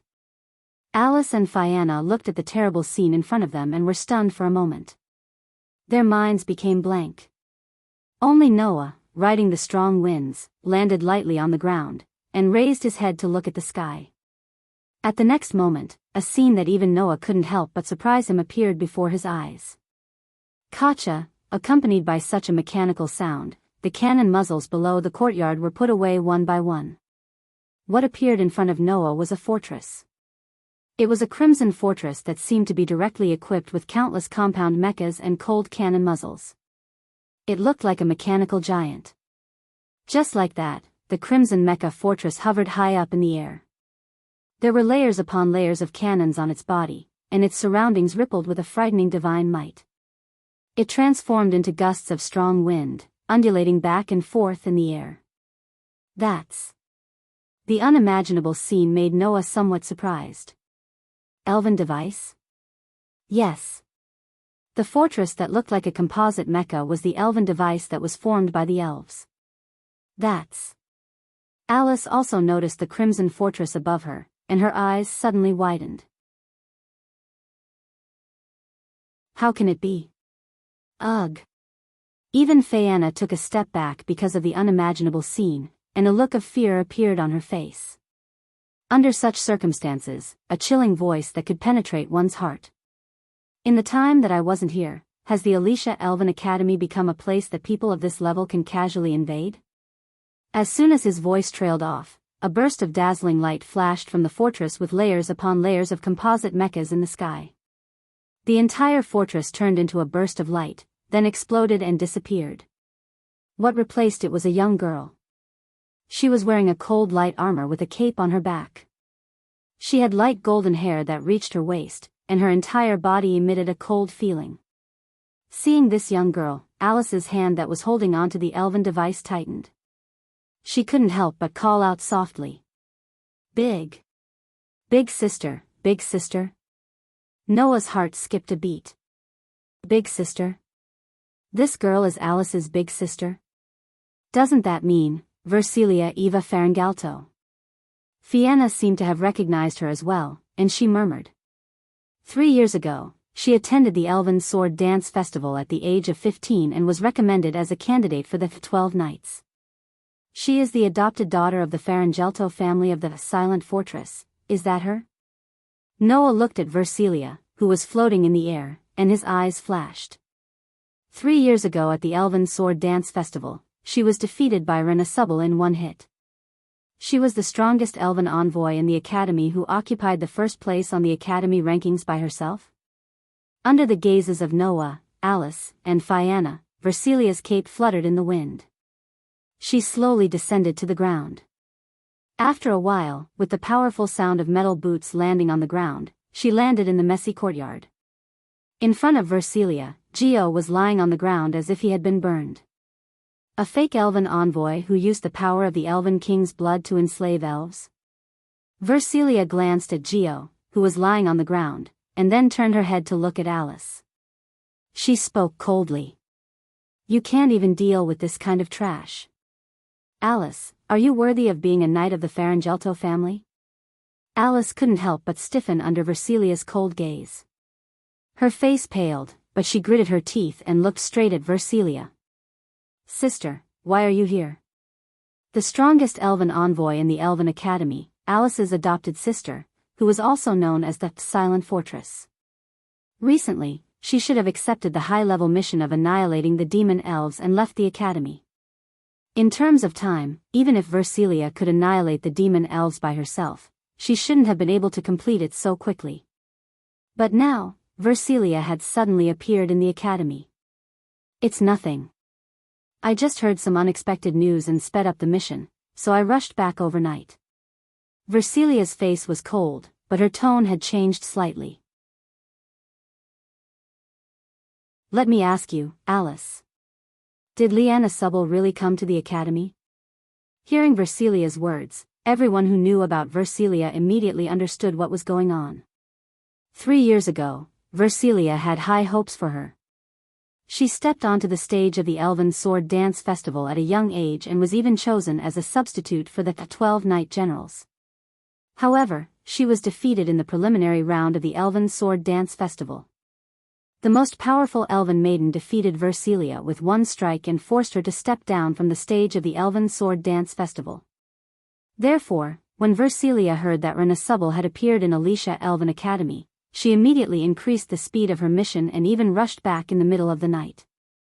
In other words, the reason why Versilia returned to the academy early was because of the appearance of the strongest sword dancer. Sister. Alice spoke in a deep voice. Lady Lyanna Subble did come to the Elven Academy, but she has already left. It doesn't matter. I just need to confirm the authenticity of the news that she came here. Versilia's eyes flashed with a frightening light. She turned her head and stared at Noah. However, if this news is accurate, then the news that a male elven envoy recently transferred to the Elven Academy and used the same sword dance as Lyanna Subble to tie with the strongest sword dancer is also true? When these words came out of Versilia's mouth, Noah felt it. He felt that Versilia was staring at him. It was the joy of a skilled hunter who had found a suitable prey and the determination to challenge a powerful opponent to prove himself. To be able to fight to a draw with Lyanna Subble, to be honest, I really don't want to believe such nonsense, because no one understands her strength better than I do.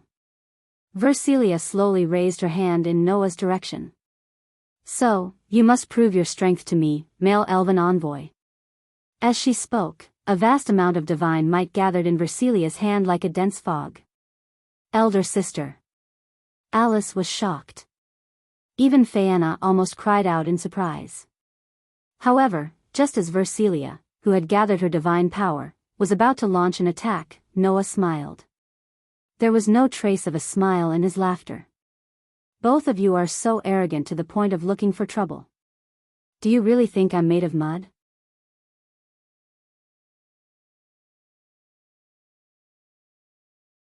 Chapter 992. Ever since he came to this world, Noah had been met with a lot of trouble for no reason. Not to mention the various troubles brought about by his identity as a male elven envoy. In less than a month since he came to this world, Noah had been picked on countless times. At first, Lestia was curious about Noah and took the initiative to lead a group of magical beasts to attack the Elven Academy. According to her, she wanted to see Noah's performance. At that time, Noah tolerated it. No matter what the reason was, Noah used this opportunity to summon Aster and obtain the power of a contract with an elf. With this result, Noah pretended not to see Lestia's little prank. Then, Lotus's strongest sword dancer suddenly came to his door and attacked Noah. Her motive was similar to Lestia's, she just wanted to see Noah's strength. At that time, Noah tolerated it. After all, because of the world fragment, Lotus's entire life changed. Not only did she become the strongest sword dancer, she also inherited the power of the Dark Elf King. Her life was destined not to be peaceful. Noah had to bear this responsibility.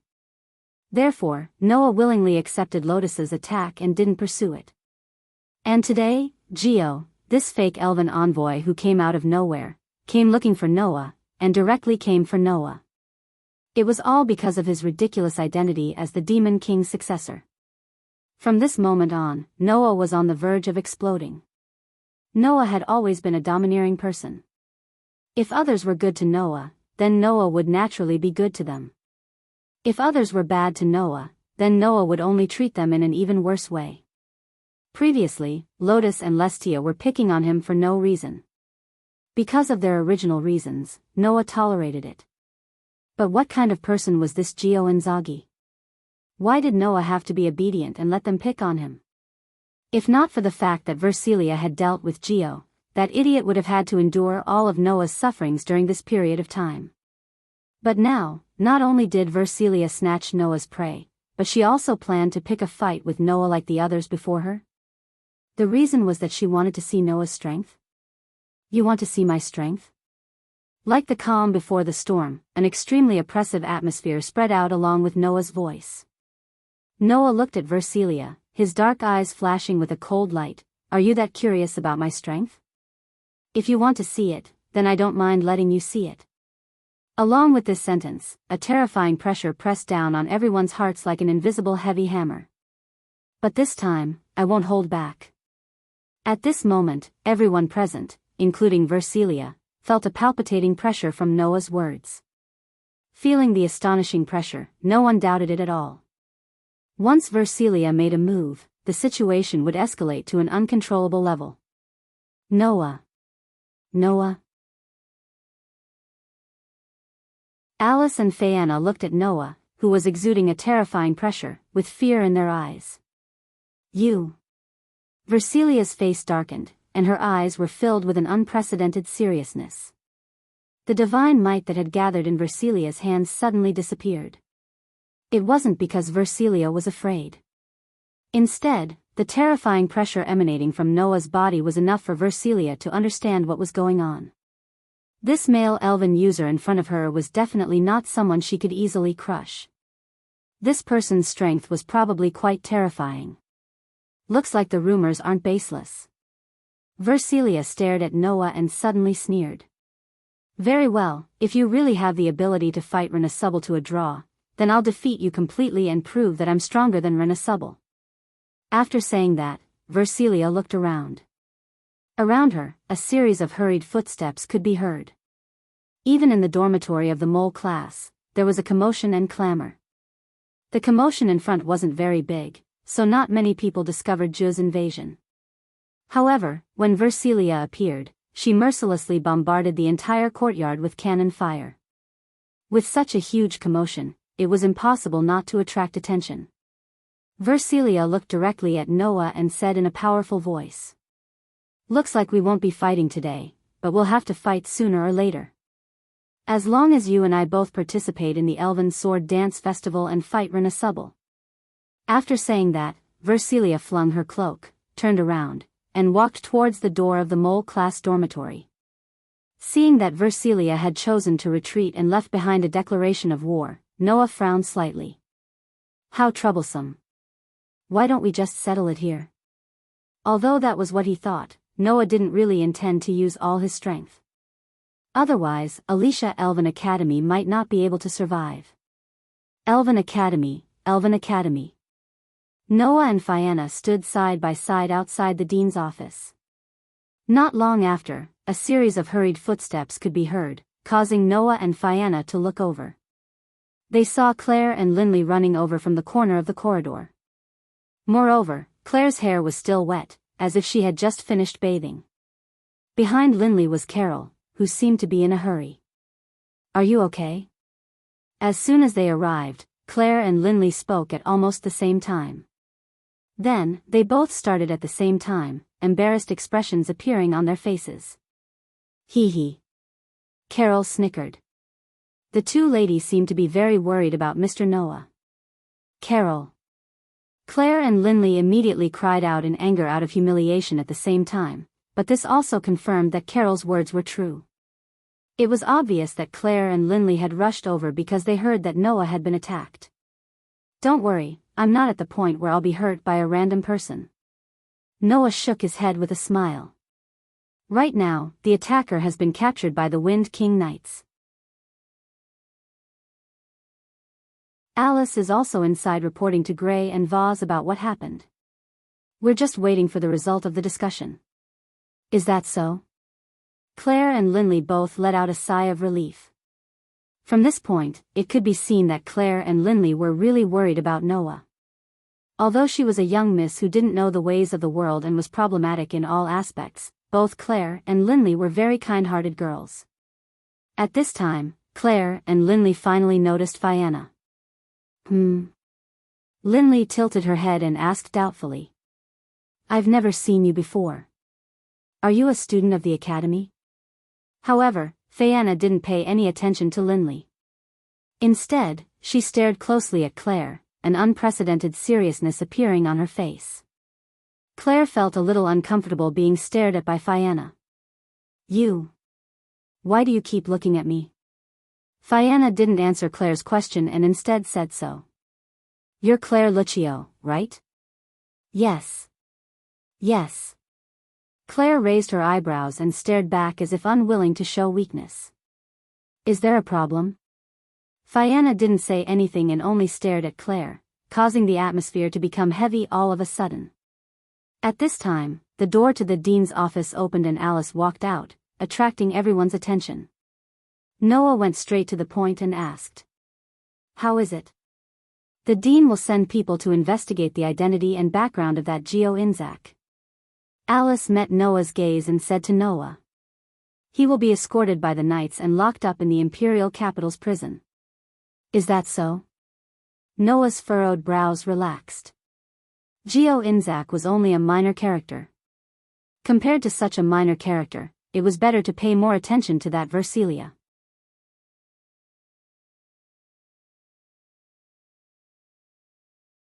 Chapter 993. Versilia is back. On the way back to the dormitory, Claire and Lindley were both surprised to hear the whole story from Noah, Alice, and Fianna. "Why is that stronghold girl back?" Lindley asked in confusion. Although that stronghold girl's strength should be enough to deal with a demon-level elf, it shouldn't be so fast, right? In fact, it had been almost a month since Versilia accepted the mission to slay the demon-level elves. However, it would take almost a month for her to travel from the Alicia Elven Academy to the location of the demon-level elf. Moreover, the opponent was a demon-level elf that couldn't be dealt with by anyone other than the 12 Knight Generals. It should have taken even longer to complete the mission. In the end, Versilia had shortened the time by quite a bit and returned to the Alicia Elven Academy ahead of time. It was no wonder that Claire and Lindley were so surprised and confused. Alice could only shake her head and say this. Sister seemed to have heard the news that Renasubble had come to the Alicia Elven Academy. That's why she sped up the mission and rushed back overnight. Ever since the Elven Sword Dance Festival 3 years ago, Sister has always been obsessed with the strongest sword dancer. That was only natural. 3 years ago, Versilia had already been recommended as a candidate for the 12 Knight Generals. She even had the ability to step onto the stage of the Elven Sword Dance Festival at the age of 15. Her strength could be imagined. However, a powerful elven envoy like Versilia was defeated by Lotus in a single blow in the preliminary round. It was believed that anyone with a little bit of self-respect and self-confidence would become like Versilia if they were treated the same way. She rushed back as soon as she heard the news of Renasuble's appearance. Claire nodded thoughtfully. It seems that Versilia is more obsessed with Renasubble than we thought. After losing to Renasubble in one hit in the Elven Sword Dance Festival 3 years ago, Sister completely changed. Alice's voice became somewhat heavy. In the past, although Big Sister had always been very strict with herself and was very cold, her heart was actually quite gentle. Now, Big Sister is no longer the same as before. She blindly pursues strength, and her heart seems to have frozen. Only the thought of becoming stronger is left. Blindly pursues power. Only has the thought of becoming stronger left.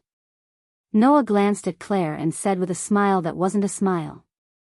Indeed, there are a lot of people like that recently. WH. What?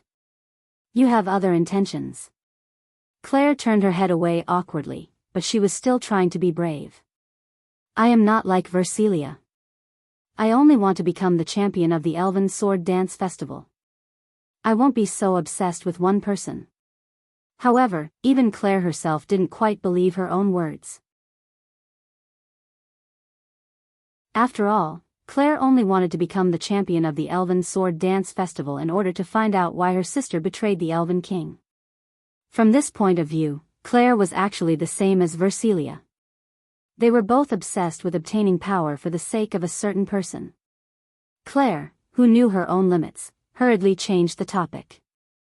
Right, since Alice's roommate, Versilia, has returned, then where is Noah staying now? As soon as these words came out, everyone's footsteps stopped. Including Claire herself. Originally, Claire had just said it casually. However, after thinking about it carefully, this question was indeed a problem. I almost forgot that Versilia and Alice are roommates in the same dorm. Noah smiled bitterly. In that case, I really can't stay in Alice's room anymore. Versilia was obviously someone who wouldn't allow a man to stay in her room. And Noah was still upset with Versilia for finding fault with him previously. If they met in the dormitory of the mole class, then this time, they would definitely have a big fight, right? Everyone present understood this. I was too careless. Alice was a little flustered. I actually forgot about such an important matter. It seemed that Alice couldn't accept this result. Didn't you say that the two of you staying together was only temporary? Will you think of a way to discuss this with the dean and resolve this matter? Claire asked Alice. Could it be that the problem of Noah's residence hasn't been resolved yet? Hearing this, Alice didn't know what to say. In the beginning, Alice had seriously considered the problem of Noah's residence. However, ever since Noah saved Alice from the magical beasts and performed a brilliant sword dance with Lyanna Subble, Alice suddenly felt that living with Noah wasn't too bad.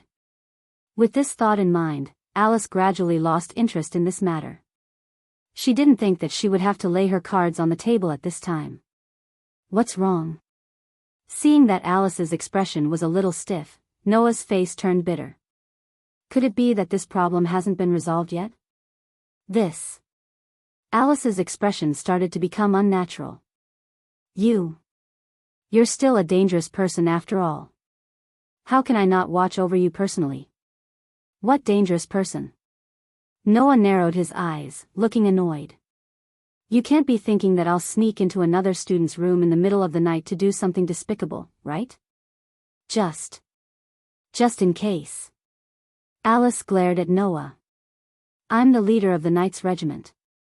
I have to be strict with myself. Even if there's only a slight possibility, I have to be vigilant against you. Noah covered his face, speechless. Hee. At this time, the silent Fianna suddenly laughed. Without any warning, Fianna suddenly reached out and hugged one of Noah's arms, leaning her whole body on it. Claire, Lindsley, and Alice were all shaken at the same time. Your Highness? Noah opened his eyes wide and said in shock. What are you playing at this time? Finally, we still have to use the plan I proposed before. Fianna laughed mischievously. Let's live together. Wah. This time, Claire, Lindsley, and Alice's expressions all froze. Seeing this, Noah suddenly had an ominous feeling in his heart. This development was a little bad. No. Sure enough, Claire, Lindsley, and Alice all loudly refuted at the same time. Not pure. Claire blushed as she shouted. It's really too impure. Looking at Claire's blushing face, Noah was certain that this girl was indulging in her own delusions of grandeur. Didn't you say that you're in the same room as Claire? Lindsley put one hand on her waist and pointed at Fianna with the other. Since you're in the same room as Claire, isn't that the same as letting Noah live with Claire? I can't accept it. Noah was sure that the reason she couldn't accept it was not that Lindsley was worried that he would do something to Claire, but that Lindsley's sense of competition for Claire had inexplicably appeared again. You want me to watch you invade another girl's room? Alice put her hand on the hilt of the sword at her waist, but there were tears in the corners of her eyes, as if she had been abandoned. I definitely won't allow it. Why did it become invading another girl's room? Undoubtedly, Noah hadn't expressed his opinion from the beginning to the end, right? Is that so? Fianna had an innocent expression. Then, do you want to see our student Noah in the wilderness, being exposed to the sun and rain without even a place to stay? Claire, Lindley, and Alice were at a loss for words. Hee. Fianna tightly hugged Noah's hand and said with a smile. Then it's decided. Feeling the princess' soft body tightly hugging his arm, Noah really wanted to say this. I haven't even expressed my opinion yet, right? Don't make a decision on your own, okay? You're tuning into the Romantic Tales YouTube channel. Don't forget to subscribe and join us on this journey to catch the most captivating stories.